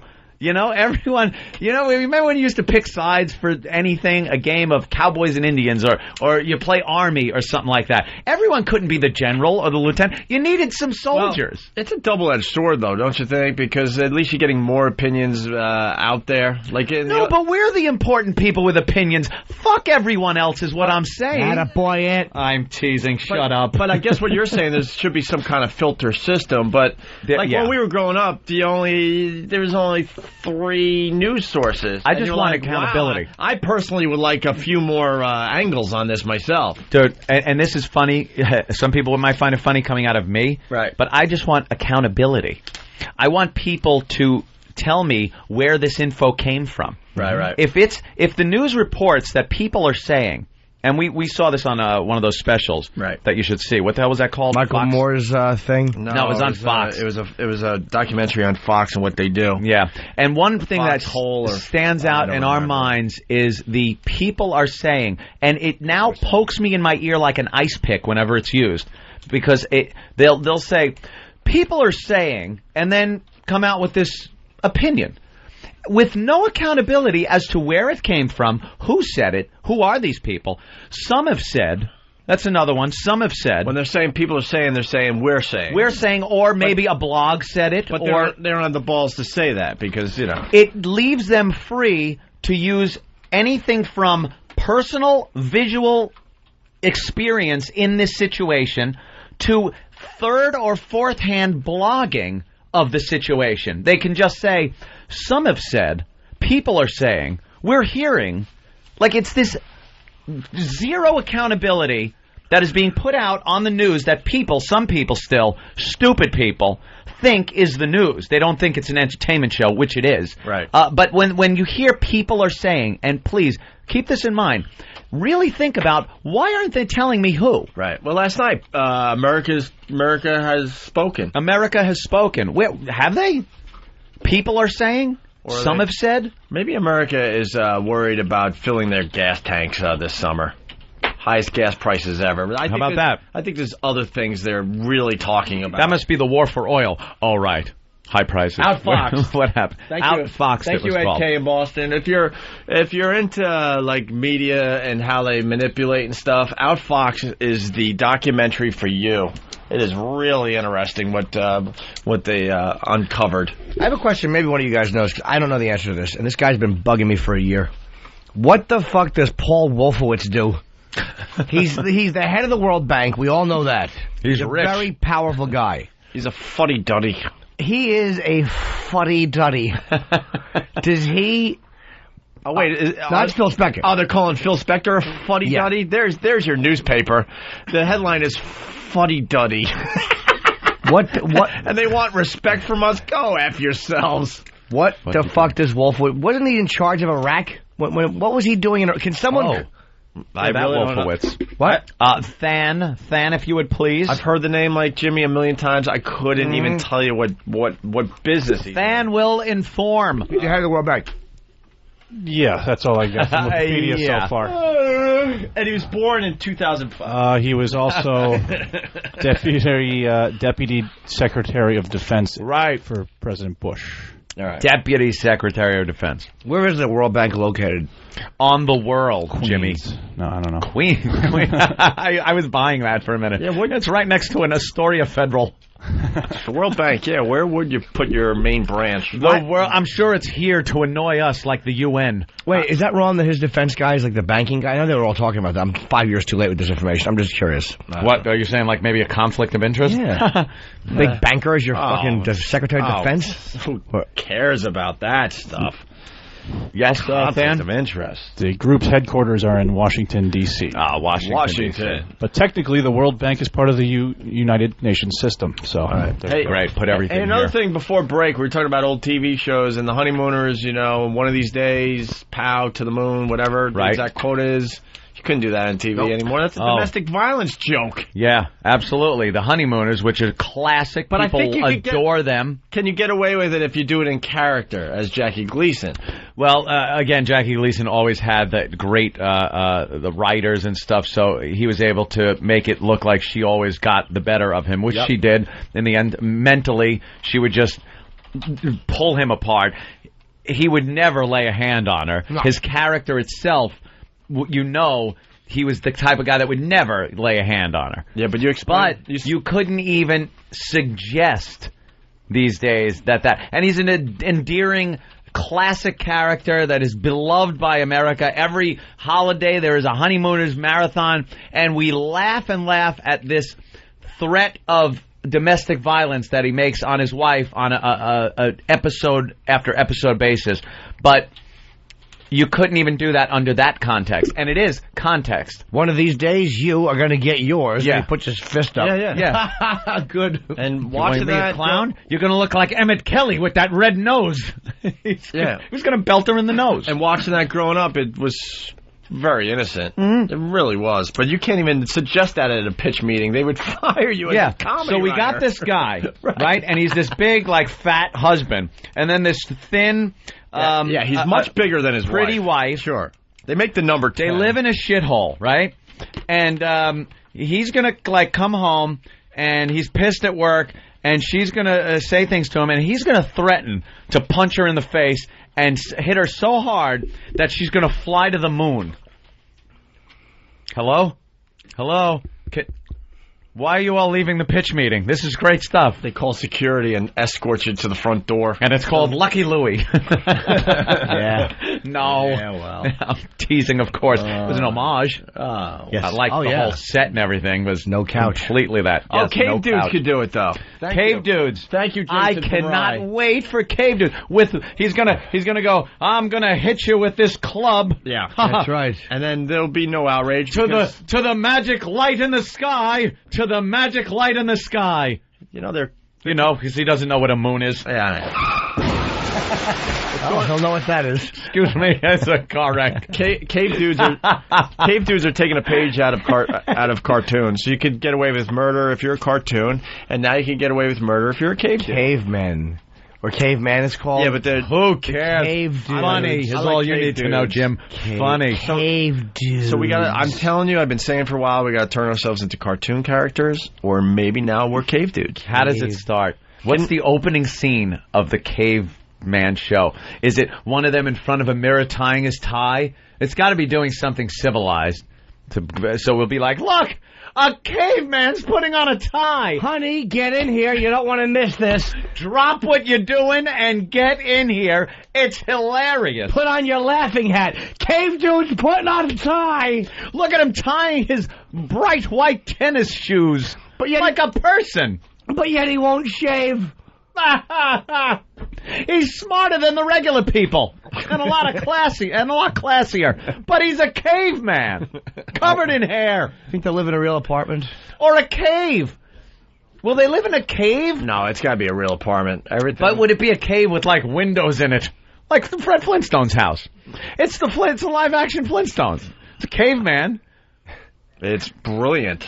Oh, it's got to be funny. But some special interest group will definitely find some angle on why this should not be on TV. Can I say that not only do I hope it doesn't do well, but I hope after the first episode shows, there's just a big fire at the network. Know what's going to happen with Cave Dudes? Massive ratings, and then drops off the chart. Yeah. Boy, you think everyone's going to tune in and go, I love those commercials. Because as a society, we're that dumb. Sheep. In general, we're that dumb. We will take a peek at Cave Dudes. Hey, Boathead Jim is on the line. Not Boathead Jim. Jim, can you hold on? Because I got to take a leak. Much more important than your sad story. Hey, guys, how are you? Oh, boy. All right, hold on. Hey, Boathead Jim, hold on for a little while, okay? Just a little while more. We want to talk to you. All right, I'm hanging, dude. I'm sure you are. Boathead Jim was hit in the head with a boat. Well, we'll explain years to ago. the new listeners after the break. I just want them to hang on. And then I'm going to pee my But pants. I teased it, Opie. I teased it. Ooh, let's hear your tease.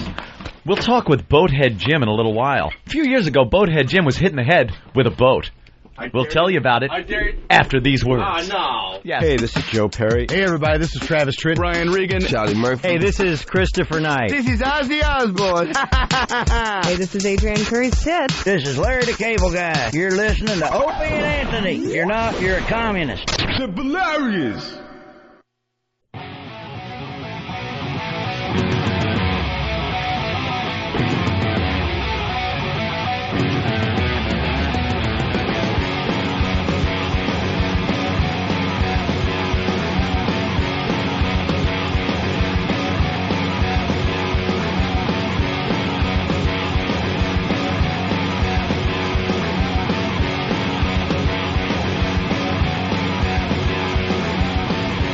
All right, we got Boathead Jim on the line here. We haven't talked to Boathead Jim in a while. Long time. Man, you think your life sucks. Just imagine Boathead Jim and his story. I guess he was in one boat. I think he was doing some boating himself in another boat. Well, let's have Boathead Jim tell. We haven't had him on the air in over a year, maybe longer. So I think longer. Boathead Jim. Hey, guys, I can't even hear you. Oh, I'm sorry. You lost your hearing. Yes. No, You're wearing a boat for a hat. Getting worse. Take that Evan root out of your head, out of your ears. Out of your head. How does he have a boat motor in his head? I don't. Why don't you tell everybody your story? I was hit in the head by a boat and knocked out and put in a coma. Yeah, you were. So you were on a boat. Yeah, give us kind of the story. You're on the boat. Everyone's having fun. See, you're assuming that we remember your life story. We barely remember your name, sir. Do you live in the water and some fishermen were in your area and you were trying to headbutt the boat and knock them over? Is that what happened? No. No, of course not. You're on a boat. I was on a boat, and so it starts with a boat, right? We were heading downstream, and the steering mechanism on our boat broke, making our boat veer sharply to the left into the front of another boat. That boat came flying up from behind, bounced off the back end of our boat, and the bow of that boat, or the point, struck me directly in the back of the head, immediately knocked me out and put me in a coma. Oh, how long were you in a coma for? 3 years. 3 years he was in a coma. Wait, I didn't remember that. You were in the coma for 3 years? Yeah. He didn't either. Dude, you were out for 3 years? Damn, my tongue is too frozen from this smoothie. Wait, I got frozen tongue. I can't talk. Yeah. When you came out of it, you probably thought it was the next day, right? I don't even remember. Oh, good. There's a little psyched to talk to you. Yeah, you don't remember the accident, right? I don't remember anything. I don't even remember coming out of the coma. It's just all bizarre. Oh, you don't remember even that? I don't think he remembers his life before. I think people had to kind of tell him, right? Yeah, my mom told me everything. I It's gotta not tell like you, the movies where you come out of a coma and you remember it and everything. See, I was actually joking. I do remember you, Boathead Jim. And the one thing that I'm noticing, it seems like you're a little more with it since the last time we talked. Was that possible? Really? Yeah, why? What did you still go to the doctor? Are you doing rehab, new drugs? Because something seems different. It seems like you're a little more with it. No, I got We're just dumber. A little more focused. We're just dumber? Probably. No? I got a job, and life is great. Oh, you got a job? Yeah, full-time job. You've been looking for a girl, though. That was like your thing, right? Yeah, I was looking for a girl. How's that working out? It's not. I gave up. Well, Dennis Hoff is coming by soon. And, you could always get one of those wood-carved girls on the front of a boat. Yeah. What's your job there? No arms, a bust. Yeah, a bust. I work for an aerospace defense company. A what? An aerospace defense company. You work for an aerospace defense company? As a recycling engineer. Yeah. Oh, okay. Oh, boy. You know what's going on? I think Mommy just put you in front of a video game and said you're at work. Put him like in front of F-18 fighter game? Right. You work for an aerospace company, sweetie. You're traffic control. Sorry, Boathead Jim. And a character known as Boathead Jim. Yeah. Oh, God.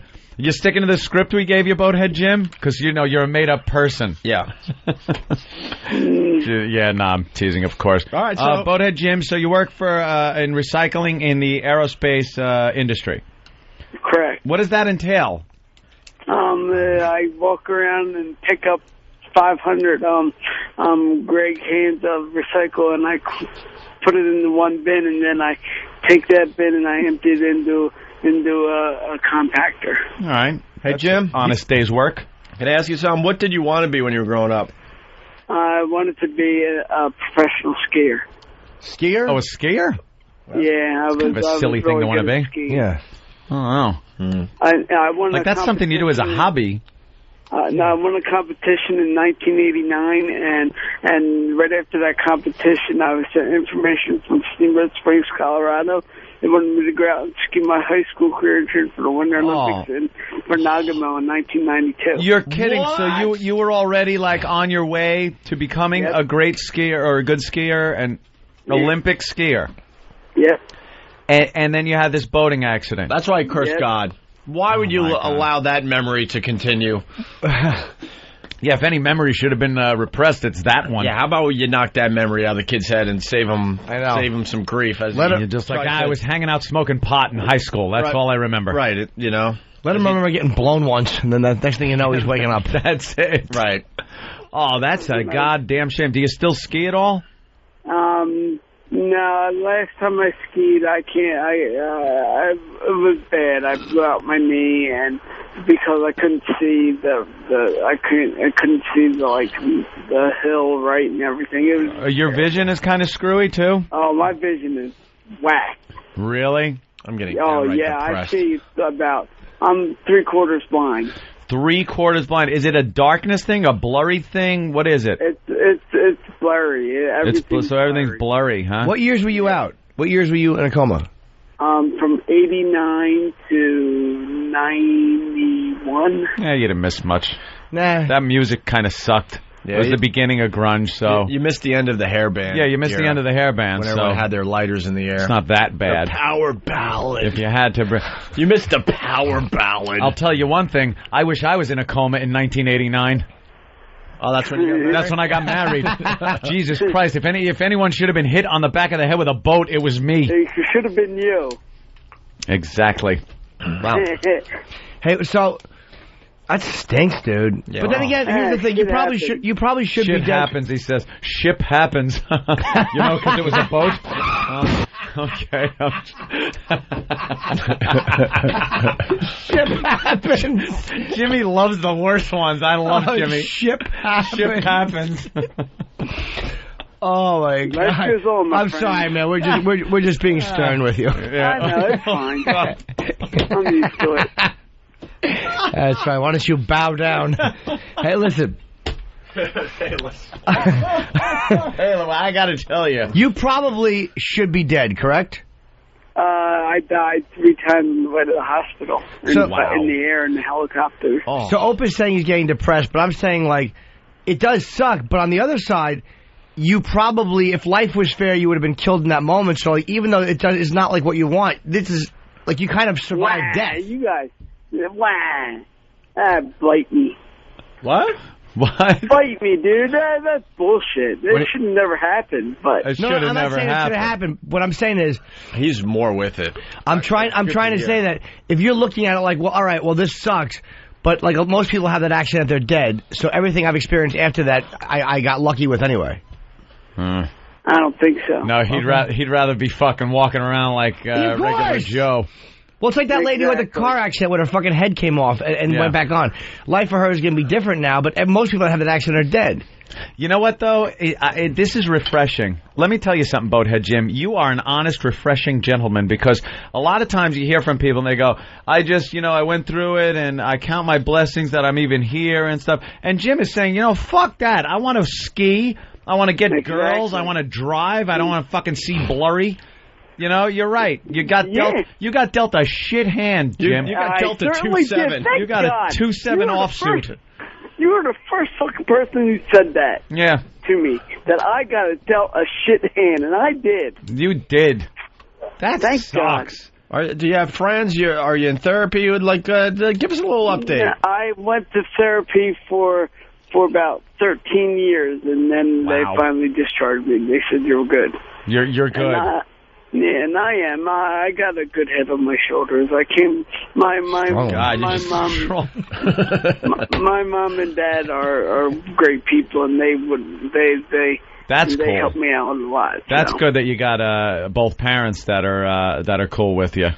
That's right. Like supportive. What about friends? I have 500 friends at work. At work, in the aerospace firm. What about you go out, you do things, do you bowl, really, is there anything you do? Well, yeah, I just went to New York on Saturday, but I was with work on a bus trip. That was downtown. They told you it was New York. Absolutely. That's terrible. Hey, there's the Empire State Building. It's some old iron mill. Yeah, should have been shut down for years. Hey, Boathead. Yo. What are your dreams like? I don't dream. I haven't dreamed since. Really? So what? Yeah, I don't dream. You just dream. go to sleep and it's just darkness until you wake up? And you up? That's boring. I know I'm boring. No, come on. Something has to be going on. No, I mean, you're boring. No, I mean, not dreaming is boring. I haven't dreamed ever. Maybe you don't remember it. Yeah, maybe it happens and you don't remember. Yeah, you dream. Maybe not. Maybe that part of his head got conked right out.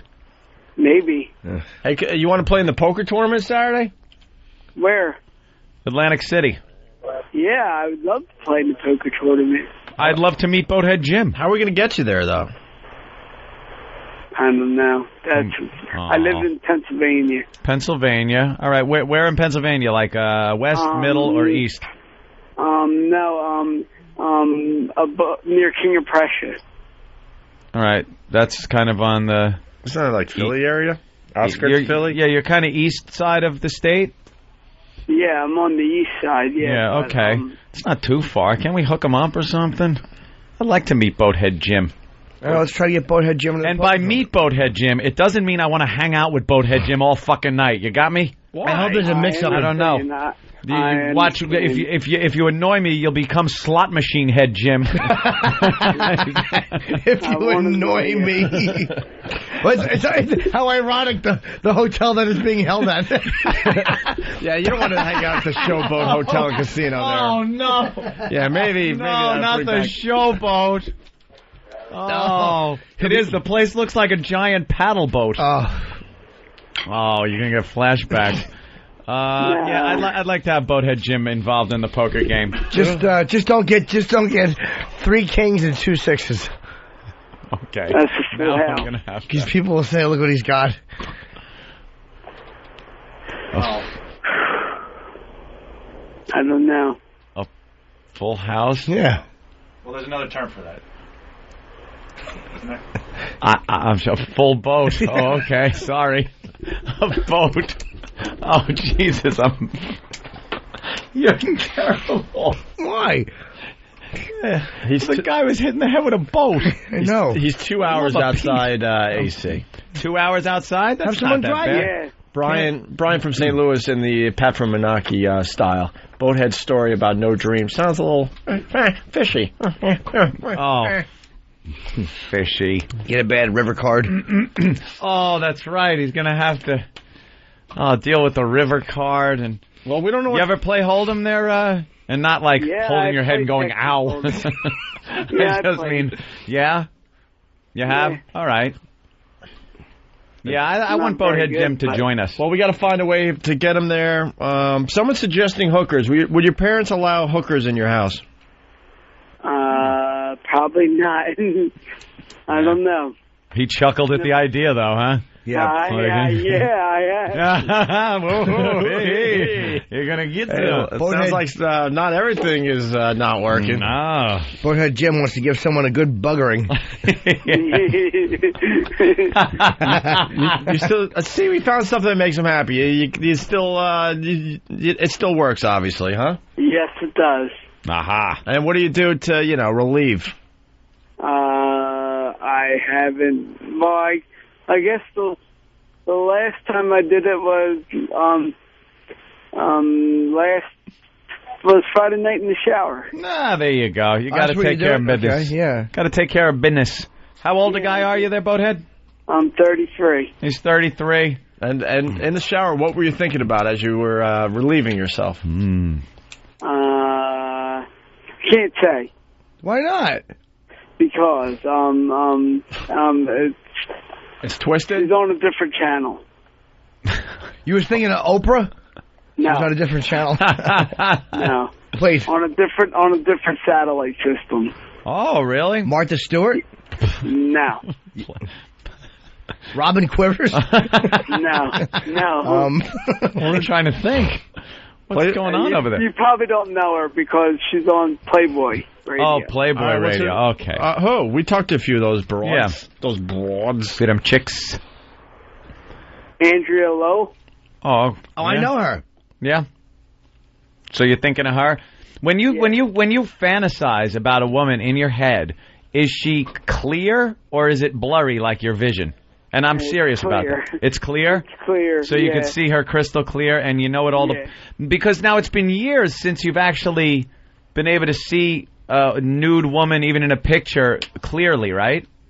Well, I can see things 10 feet, up to 10 feet, like clear, and then after that, everything. How annoying is that? You got to tape the fucking magazine to the other end of the living room and jack off to the fucking 10 feet away? No, you have to be close 10 feet or farther. He can't see. Yeah, you could see, like, if you're holding a newspaper, you could read it? Yeah. Well, not a newspaper. Newspaper print's too small. You can watch a porno. Yeah, I can, but I have to sit right on top of my TV. All right, 10 feet. That's got to be a little creepy to say. Yeah, really? Imagine that right on top of it? No, he means figuratively. He has a Roddy, it's better reception. God damn. How can we make that happen? Oh, we got a couple of people that can take you. Really? Where? Steve in Jersey, Jason in PA. Get the fuck. A couple of people want to take Boathead Jim. All right. Steve in Jersey. Hey, guys. Good morning. I just wanted to offer transportation for Boathead Jim. I could gladly go get him. Why are you laughing? Because you guys will crack me up, man. What do you mean you could probably go get him? We need like a definite. No, I definitely could. With your permission, I'll go get him. Well, that'd be kind of cool. Yeah, I got a brand new Honda Odyssey, plenty of room. Yeah, you're not going to hold his nose shut till he suffocates, are you? Oh, no. Oh, Jimmy. Wow, that's a good way to go. Wait, now you guys are scaring me. No, I'm teasing, of course. Yeah, right. All right, hold on. Let's see Jason in PA. Jason, what's up? Why are you laughing? I'm not laughing. Oh, no, easy. Hey, I'm in Lancaster. I can pick his ass up. You're in Lancaster? I don't like his attitude. I don't either. He might be. Horse and buggy? Lancaster. Horse and buggy. Yeah, that's Amish country. Isn't that where the Amish are? Yeah. Yeah, Timmy was just here. It's going to take a while to get to Atlantic City in a horse and buggy, my friend. Hey, I got 2 horses, buddy. All right, let's go to Eric. Eric, you're close to King of Prussia? Yeah, he's probably close to that guy in Lancaster. I'm right outside of the city. I'm in Fairless Hills. I'm probably 20 minutes from King of Prussia. All right, we got to get him a ride. Yeah. You got to hook him up. What time does the tournament start? Do you know? 9 a.m.? Noon, maybe. I think noon. Yeah, I think noon on Saturday. Noon on Saturday, Showboat Hotel and Casino. Yes. Yeah, we can smell these people. We need someone that's like somebody guarantee. that's absolute. All right, Steve, we go back to you. Yes, sir. You could definitely get Boathead Jim there? Yeah, absolutely. No problem. For the day to check out poker, maybe even be in the tournament? Yes, sure. I can't play poker. I have no idea how to do it. So, as far as hanging around and getting in your way, you won't have to worry about that with me. Well, Anthony has a double-room suite, so you guys can crash in one of the rooms. Oh, yeah, absolutely. Just come up to my room and, yeah. Well, all right. Should we have the guys figured out behind the scenes? All right, Boathead, we're going to give you, tickets to the poker tournament. Okay. Tickets courtesy of paltalk.com, the only place to see our show live from the studio. Why don't we do this? And then we got Steve on the line. Let's see if we can hook these two up. Let's put these guys on hold. Steve, you're not gay, right? No, sir. No, I'm married, 2 children, happy. You're not going to make Jim blow you for a ride, are you? No. I'm kidding. Come on. And I need a ride home, and that... Obviously. I do need a ride home. Oh, I'll give you a ride home, too. Not a problem. Okay. Jason from Ride, don't get him a ride. Get him a pair of glasses so he can see farther than 10 feet away. 10 feet. But then you find that's all it was. It had nothing to do with the boat. He just needed glasses. Right. They won't help. Parents were just trying to save the $200. Why don't we put these guys on hold so they can, through our screener, exchange phone numbers. Okay. And then they could hook up a ride. There's a guy named PJ tickets from King of Prussia. He says that he has a decent car. I'm not looking to play, but I can help out a fellow neighbor. PJ, what about maybe sending your number as well? We'll figure it out. That's on instant feedback. All right, Steve, hold on the line. Okay. And Boathead Jim, anything else? No, that's all. I was just checking in. I didn't even expect to go to this poker tournament. Yeah, we get you to Atlantic City. Have some fun. Get a night on a town, right? Are your parents cool with this? Probably. I don't know. I have to ask. You're 33. You're 33. You tell them to go fuck themselves. Yeah, and even if they say have fun, say go fuck yourself and walk out. Exactly. And take the car and drive it 10 feet. Walk out like Mr. Magoo, just trying to figure it out. Or slam the door real hard and breathe in the fresh air and realize you just walked in.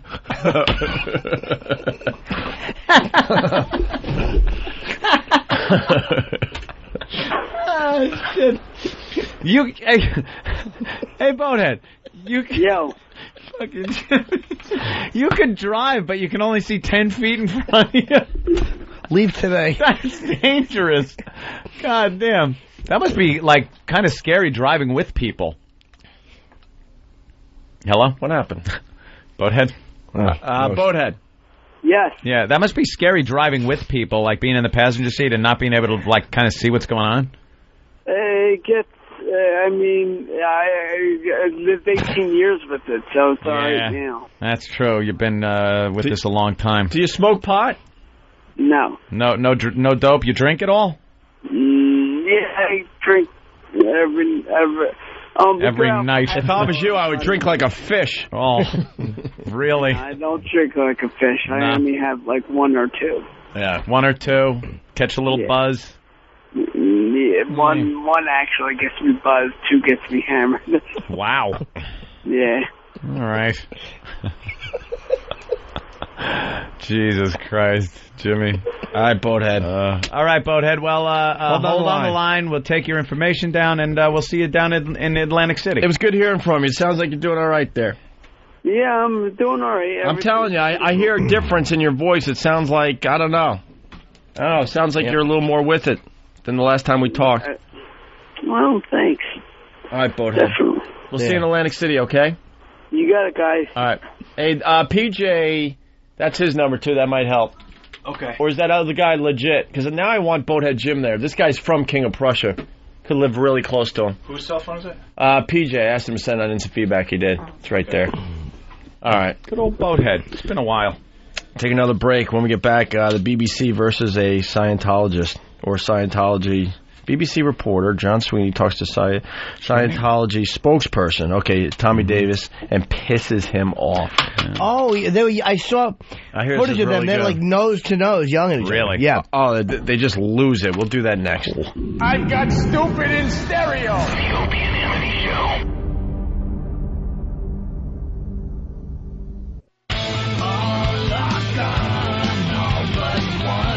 Yeah. Literally. All right, BBC versus Scientology. This is some terrific audio that came in. Got this BBC reporter, John Sweeney. He talks to a Scientology spokesperson named Tommy Davis and pisses him off. Some people say it's a sinister cult.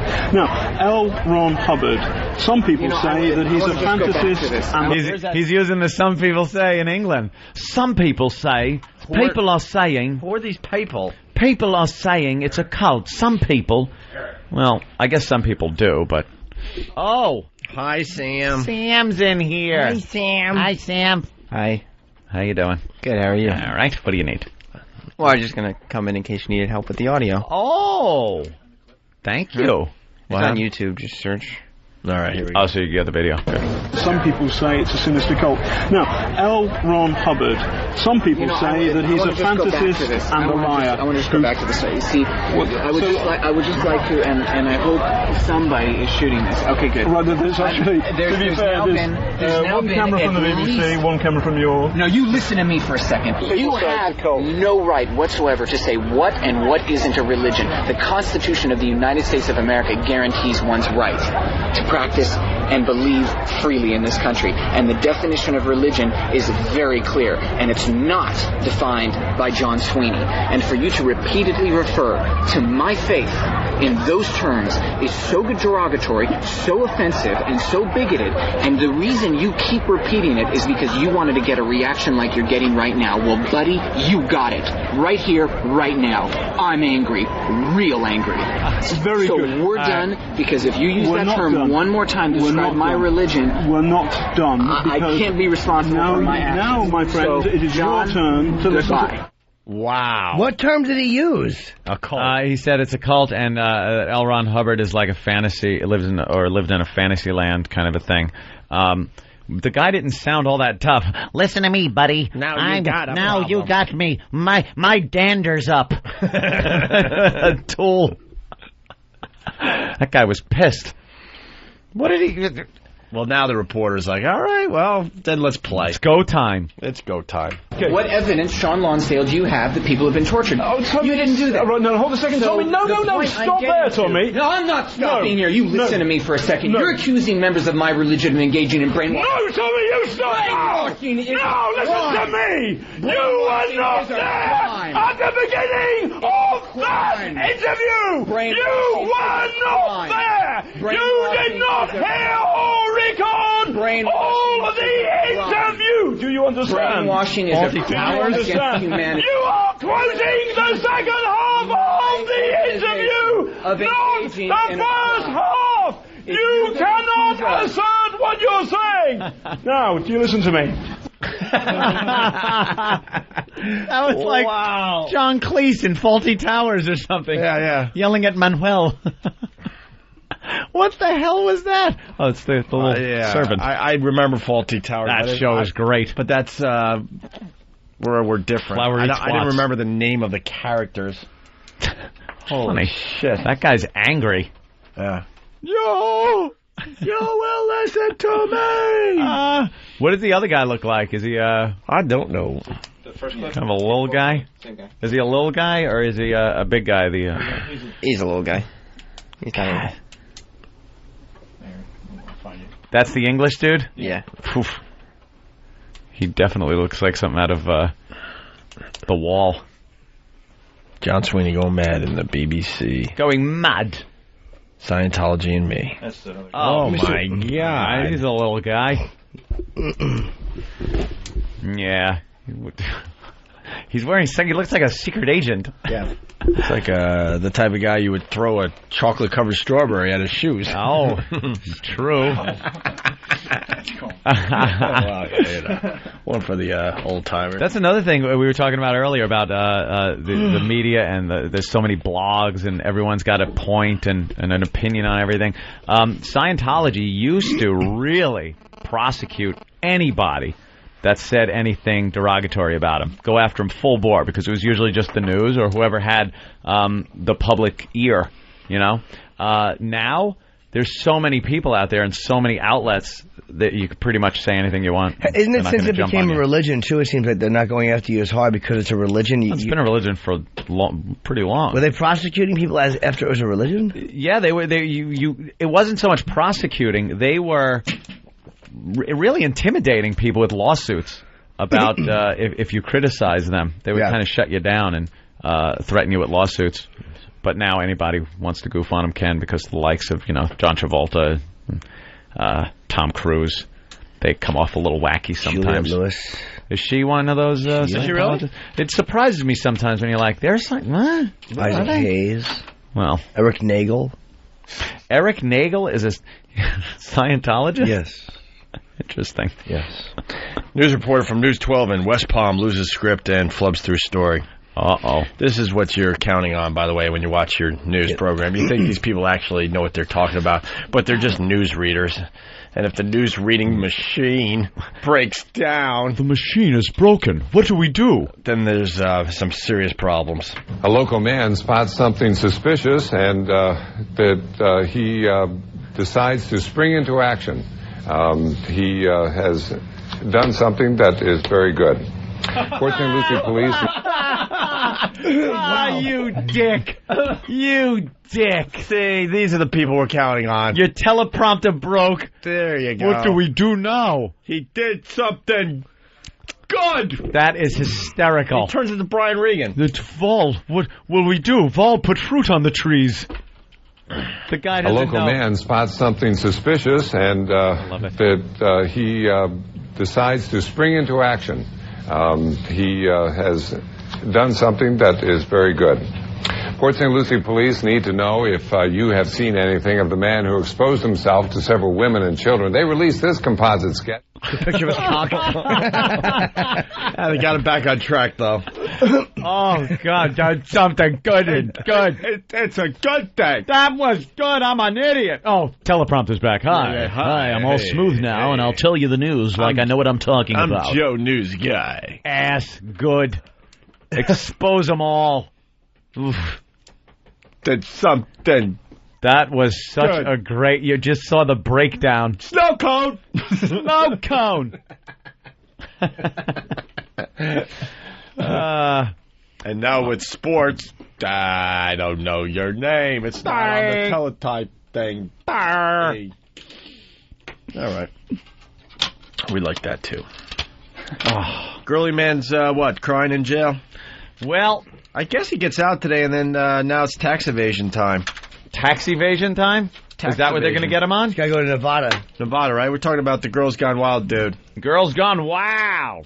And supposedly it came out that he was crying every day in jail. He only had to do 33 days. That's all he got? Think jail will be tough on Prissy Paris? You should see what it's doing to her beefy ex-boy toy, Girls Gone Wild founder Joe Francis. Yes, the millionaire mammary magnet has been crying like a little girl every day. He's been in a Florida slam. TMZ.com, citing sources in the Panama City jail, reported that a death row inmate had been taunting Francis to the point that he's been breaking down in his cell since being jailed 33 days ago. Oh. Here's some audio of him crying in prison.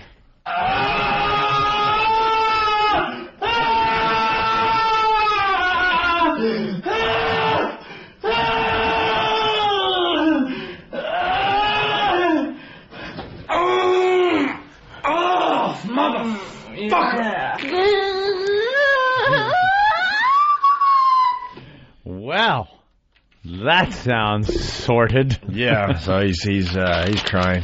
I think he did get out today, and now he has to go to Nevada. He was in for contempt, I guess. Oh, they busted him on underage girl? No. They never got to get him for all sorts of things. Yeah, they've been trying for years to get him on underage girls, things like that. Yeah. Girls that have turned around and said, "Hey, I didn't agree to this." Blah, blah, How blah. do they not get him on that? Did they video them signing the contracts? Yeah, I think so. There was some reason why he didn't get prosecuted for that, but I have no idea what it is, and I just added nothing to that conversation. There was some reason. Don't know what it was. Here it is. Francis pleaded guilty to contempt of court in late April. He had failed, as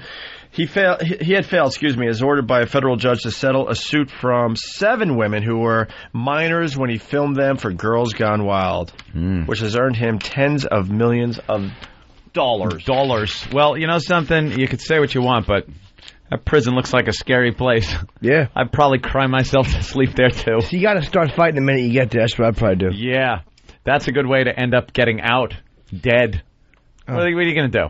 You got to find, let me tell you what you got to do. You got to find the biggest guy in the yard, the biggest guy, right? And you step up to him, and then you just bash him right in the face. And then you look around and go, anyone else?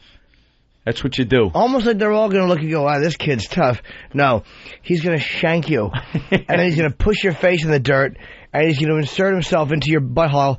Your butthole. I couldn't say butthole. And he's going to brutalize you for your fucking sassiness. That never works. No. You gotta, I think you gotta, I don't know anything about prison. Never been, don't want to ever go. But I would think you gotta lay low. That's what I say. Lay low. Just do your time. Blend in with shut your mouth. Yeah. And don't be alone. How do you do that? Why do people in the movies, like in Shawshank, why did he go to that part of the laundry room that was empty? Like, why would you walk in there? I would hang out with the group. I'd like to be able to say Jimmy Norton didn't get taken. Guys, we're trying to get off E-Rock, but we got some intel coming in. Oh. Chris in Vegas, what's up? Hey, I'm doing the extreme fat smash diet, and on page 20 it says that you can start at any time, not on Monday. I just heard. Did you hear him? I heard outside. Oh, what was he just eating, by the way? E-Rock, I got a book. Bring me a book. E to the R. Yeah, E-Rock said that, E-Rock, it says that you can start on any day. The extreme fat smash diet. Fat smash, any day. Get a mic that's what this guy's saying. Oh, look at him. What? He's going out. He's getting the book. He wants to. Let me see the book. Clear his name. E-Rock, let me see the book. And his dinner plate. Damn it. Sorry there, Jim. Should have let you hit it back to me. No, it's all right. Playing catch with myself. Chris, what page? It's page 20. It's like the third paragraph down. All right. Do not skip meals. It is very important that you eat the 4 smaller meals each day. Also, don't worry about starting the first day of a cycle on a Monday. In fact, many people prefer to start the program so that the 2-a-day workout periods fall on a weekend. I strongly recommend keeping the days in the order that I've written them. So you don't have to start on a Monday. Not only do you not have to start on a Monday, it recommends you don't. All right, punching out. Hey, thank you. Boy, there's always people out there to rat you out, E-Rock. They're reading the book They really just to find some kind of problem with you. Yeah, that's what. It's just amazing what this has become. Think how many books he sold just for people that want to read it to fuck over E-Rock. Right. But what did you say? Why'd you say Monday? You said the book told you to start on a Monday. Yeah. Where? Where's that? Well, when we read it on Friday, going through it, it would say Monday and then doing your heavy exercise days on the weekends. But why'd you say you said to start on a Monday? We're all confused. You said the book said to start on Monday. Yeah. All right, I had it wrong. But when we read it, I was like, all right, we'll do it Monday. Fine. And that's when we started that clip. E-Rock gets so pissed, but look, man, it's right in the book. And you were your whole defense. Your entire defense the other day of ordering that steak was the fact that the book said to start on Monday. So that kind of cleared you. What? No. Not get it out, calm son. down. Take a breath. Take a breath. I'm not good. No crying and fat smashing. Let's go. No. Yeah. All right. The book for When You Start had nothing to do with the dinner from Sunday. All right. I thought you said, though, that the book said to start on Monday, so that's why you were able to order that steak. No, that wasn't why I was able to order the steak. I ordered the steak because they didn't have the salmon, and everything else comes in a heavy cream or a sauce, so the steak looked like it was going to be like the best thing. Why weren't you on the diet, though, by then? Why'd you say you had to start on Monday? I don't know. My girlfriend said, all right, we're going to start this Monday, and there in the book, okay, fine. That's what we did. What? I'm sorry I did that. I'm embarrassed that I did that. So wait a minute. First it was Dr. Smith, but now it's your girlfriend? Who wrote this book? I made an ass of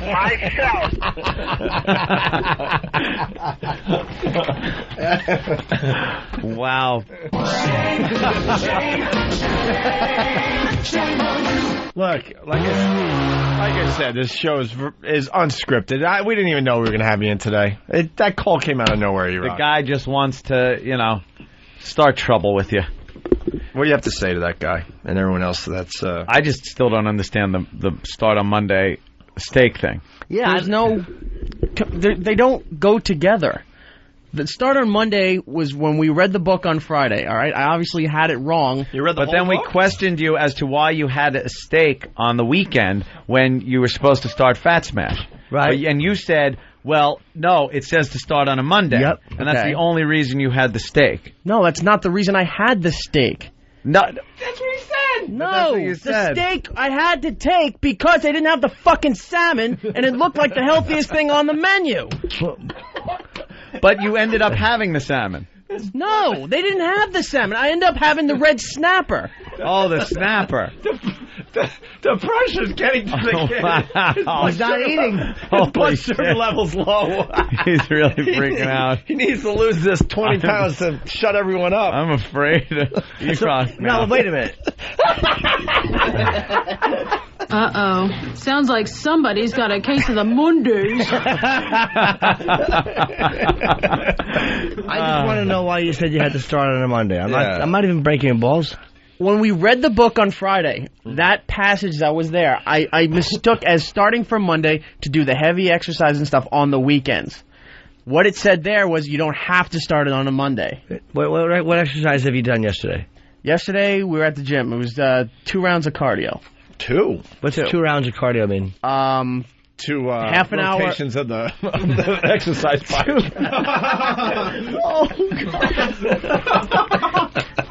Hey, that's funny. He clocked in at 11 feet. Right. 11 feet and 1 calorie burned. Whew, I'm going to treat myself to a Mars bar. Holy shit. What's 2 cycles of cardio? Like about 25 minutes on the treadmill and about 25 minutes on the stationary a half hour bike. a second ago. You just lost... Didn't you just lose a few minutes? Lost 10 minutes. Yeah, because a half hour, 2 cycles, that's 10 minutes. You just said a half hour. It's based on day 1. Day 1. Day 1. So you had the salmon. Why?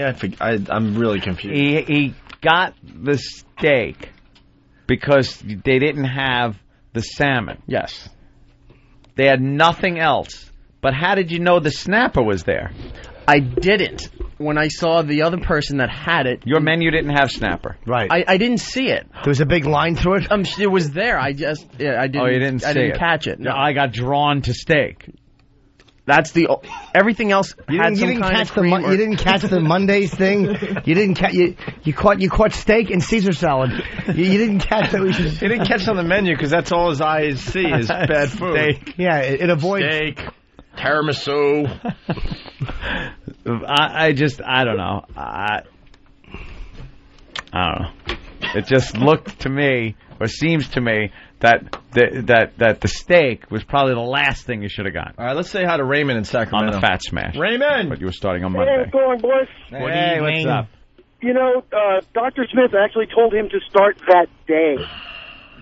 God, oh, that's right. He did say start right away. Start now. Well, start immediately. Because you only get 28 days, whatever it is, 4 weeks. Yeah, I started it the same day to see if I could beat him. Okay, so wait. So you got a lot of pressure, E-Rock. So but Dr. Smith said start that day.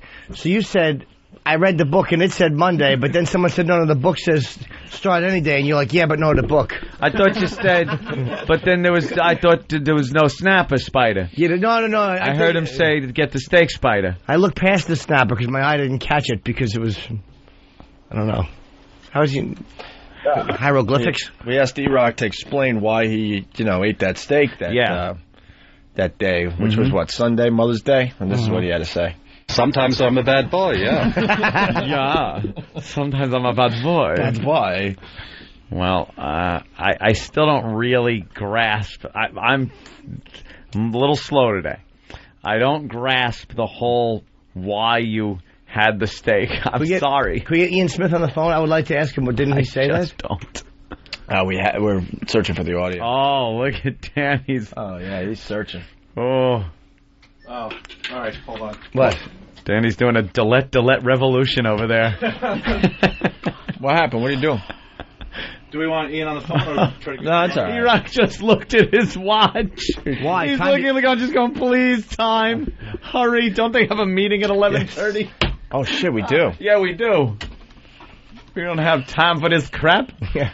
I can't find the salmon. Give me a Diablo sandwich and a Dr. Pepper. Make it snappy. I'm in a goddamn hurry. Thank you, nice lady. Nice ass. E-Rock, sneak out. Sneak out. What do you want, E-Rock? A hush puppy. Sneak out. Got time for that crap? Sneak out. Excuse me, I have my tender steak on this plate. By the way, someone has lost 16 pounds in a week. Rob on Long Island. Rob. Yeah, I went on the Fat Smash last Monday. I went from 290 to 274. In 1 week? 1 week. I swear to God, 1 week. And meat and sirloin steak is part of the Fat Smash plan, but the size of a deck of cards. But also, it's not on the first week, is it? Yes, it's like meal number one of the 4 meals you're allowed to have. Is it? I don't know. It says it right there. Extreme. Fat Smash. Is steak fattening? Extreme. Yeah. Is it? Thank you very much. I love you guys. Bye-bye. Thank you, sir. You should try to get a lean cut. Yeah, I prefer it I prefer a nice leaner cut of meat. Lean cut. You're amongst friends. You're among friends, Ricky. All right, we do have to go. Yeah. We almost made it to 11 today. Line of the day. What? Oh, or you got the Dr. Ian Smith? What? Oh. What? All right, we'll get it for tomorrow. Yeah. Tomorrow we can really abuse him. Tomorrow. Great. Did you ever hear such emotion and like confusion coming out of a person? He's the worst excuse maker ever. It just stopped. I just picture a cop sitting across, like shaking his head, like, I know I'm getting a confession any minute out of this guy. No, shut up. A text. 2 and then 1. Who's this from? 2 runner-ups and 1 line of the day. Oh, I'm tired. Thank you. Sure. What's that? I got a text, and I was thanking. Thank you. So it's like a big, this whole XM satellite radio thing, it's my personal, like, voicemail and stuff. Hi. Hello? Thanks. That's all. I know that dude. Hey, who's here? Our new intern. Yeah. We wrote on him and stuff. Yep. Didn't we? Yep. Ooh. And pointed out all his, all the problems areas on him, remember? Oh, really? Creepy is. Remember Sam. that? What? Get up. Sam's protege. Oh, shit, yeah. That's Sam's protege, remember? I remember him, protege. I saw him this morning, like, whoa, he made the cut? We were just joking about giving you an internship. What did we do to him again? I remember we circled. Bob Kelly took a Sharpie and circled all of the problem areas. Problem areas on him, including his hairline. It was everything. Then we had to interview him. Oh, Jimmy hasn't met you yet. Jimmy was on the road. Look at Jim. Look at Jim looking at him. Oh, boy. His name is Jared because he's got a piece of tape on him that says Jared on it. This is Sam's protege. Is it? Protege? He used to work for Sam's radio show. He's not my protege. He was my intern at my college show. Oh, right. Okay. He was an intern at your college show. Aren't you an intern in college? So how could you be an intern for an intern? Once you have an intern, you don't have to be an intern anymore. Sounds like an E-Rock excuse. Yeah. All right, what's up, Jared? First day. So what did we do to the... Bob Kelly had a problem with your hairline, so he drew a... what? What did he do? Help us out. He drew, lines all over my forehead. Right. I remember getting my back. But the weird part is, what was the problem with your hair? You got a full head of hair. Yeah, he just didn't like the way it sweeps like Dennis the Menace. He looks at his hair like Philip Seymour Hoffman in Scent of a Woman. The move is no move, Chad. Yeah, there was kind of some issues he had with you, I guess. Your gut. Did he have a problem with your gut? Yeah. What else? He referred to me as Augustus Gloop. Augustus Gloop, right? That was another reference he made. And you had some kind of interesting story. What was it? He's on Why did we keep you in here for 10 minutes? He's got some drugs in him. No. No? Why the weird look then? Oh, I was just really nervous. Oh, yeah? Yeah. He's all hunched over. He has that kind of... He has the same vibe as Ali Sheedy in fucking Breakfast Club. He's ready to make it snow with his hair. Nah. Breakfast Club was a terrific movie. Yeah, to him that's a classic. Yeah. They're all fucking... What's that other junior high school kid running around here? What's his name? Oh, Matt Damon? Jeez, Matt Damon? Matt Damon. Matt Damon. Don't show Jimmy this kid. What's this kid? Yeah, you're going to love him. Thank you. Oh, yeah. Hey, how you doing? Not bad. Right from an Abercrombie and Fitch catalog. Yeah, how you doing, sir? Well, obviously Steve's getting the guy still, huh? Yeah. So, 10th grade? Oh, thank you. Or 11th? No, I get that up. No, I know. I'm sure you do. How old are you? 21 next month. 21 next month? That'd be 20. Yeah. And, Sam? You got to see the way he walks. Why? No. He's got a strut about him. A couple days ago lifting, and I've kind of had a little swagger. Lifting. Yeah. Of course. It's working out. That makes your head bop when you walk? All right, let's see you walk. Let's see. Now it's going to be hard. Walk back and forth. Try to walk as naturally as possible. As naturally as possible? Yeah. Let's give it a whirl here. I saw when he got up. I saw it. Okay. Okay. Go ahead. Just...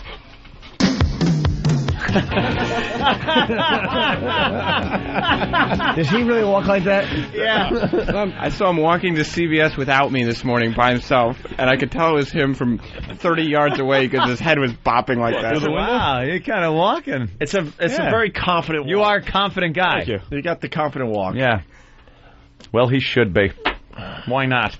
Intern on the Opie and Anthony show. Could have a... No, I'm just saying. What college you from? Could last for a week. What?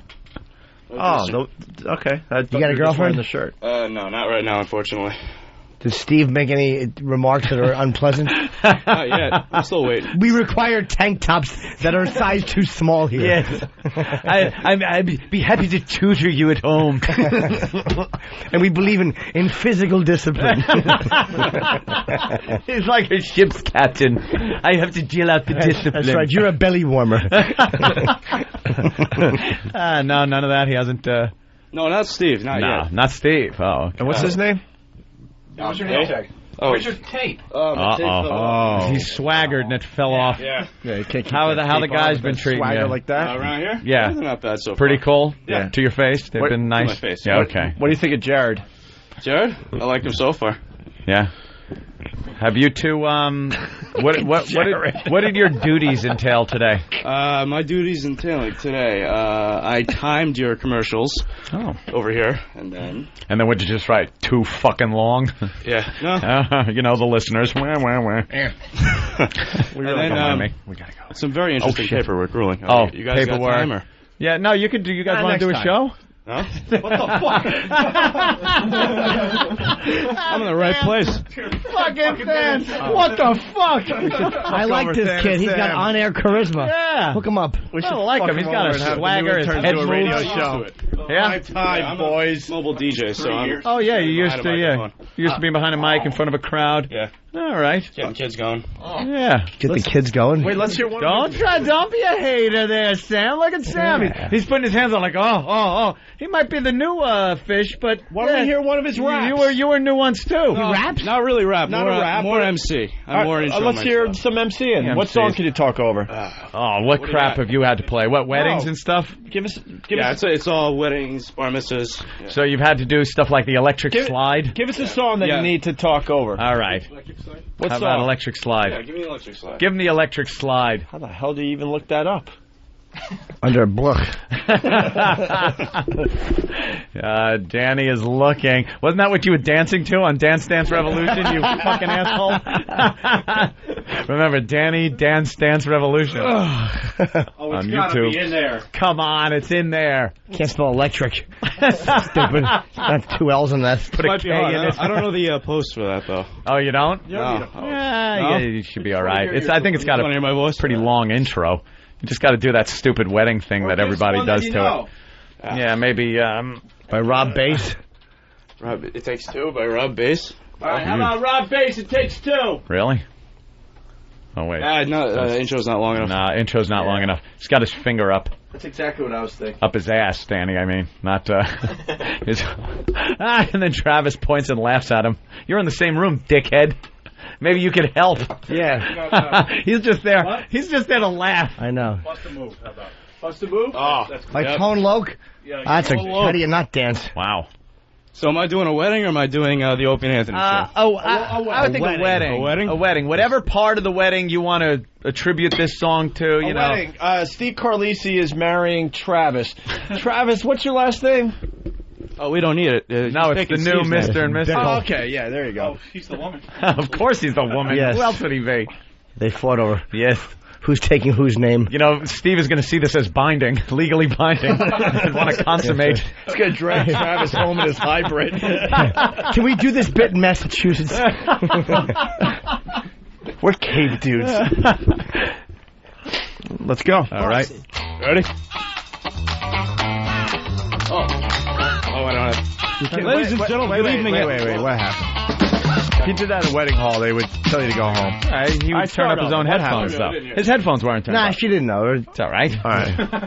Travis. All right, here we go. Bust it.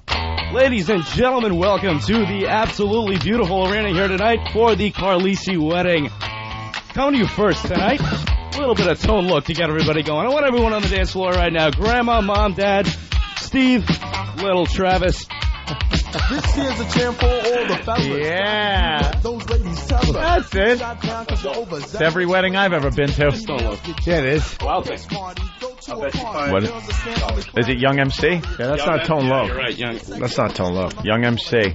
Oh, did he redo it? No. No, that was he's just right. always him. Yeah, that wasn't even Tone Loc. That's all right. That was. Take my DJ card away. What were you, 2 when that All right. came out? All right, Or were we you gotta- even born? We got to go. What, how are the lines Yeah. of the day? They're awesome. Let's get to it. Thank you, our new crop of interns. Thank you. very much, guys. Why does Jared slouch so He much? can't help it. Look at it's like the antithesis of the. This is Mr. Confidence over here.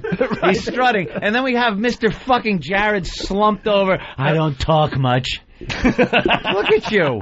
I'm more of a behind-the-scenes person. Yeah. Do you That's miss your it. shell? Sometimes. You see that swagger he's got? Jesus Christ. All right, Jared. Jared, that meant get the fuck out of here when we said thank you. No, let Jared stay for a minute. No, get out. All right. He's like a monster. Look at how he walks. Like he. Jared, bring this. Oh God. He's like Igor or something. He's got like yeah. some kind of like. No, he's Ebor. He's like frumpy. He should be squeezing through the holes that the cameras play through in a movie theater. Okay, hold on. Holy shit! Did I fucking bomb that one? Wow! I was going for a blob joke and completely fell apart. Why don't you say we wanted to take off his shirt and then freeze him in a bowling alley? This was a movie theater, I think. No, bowling alley.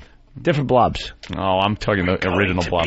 We're going to be late. Is it that important a meeting that we can't be a little late? Okay, we got to go. Runner-up line of the day, go. Danny's just all caught up in one video these days, and it's his Dance Dance Revolution video you can see on YouTube. What keyword do you have to put in? Douche. Dance Dance Danny? Or Dance Dance Revolution Danny? Douche. Douche. Yeah. Here's another runner-up line of the day. That stinks, dude. Yeah. But then again, here's the thing: you probably should Shit be dead. happens, he says. Ship happens. Because it was a boat. Okay. Ship happens. And finally, here's your line of the day. Here comes line of the day, line of the day.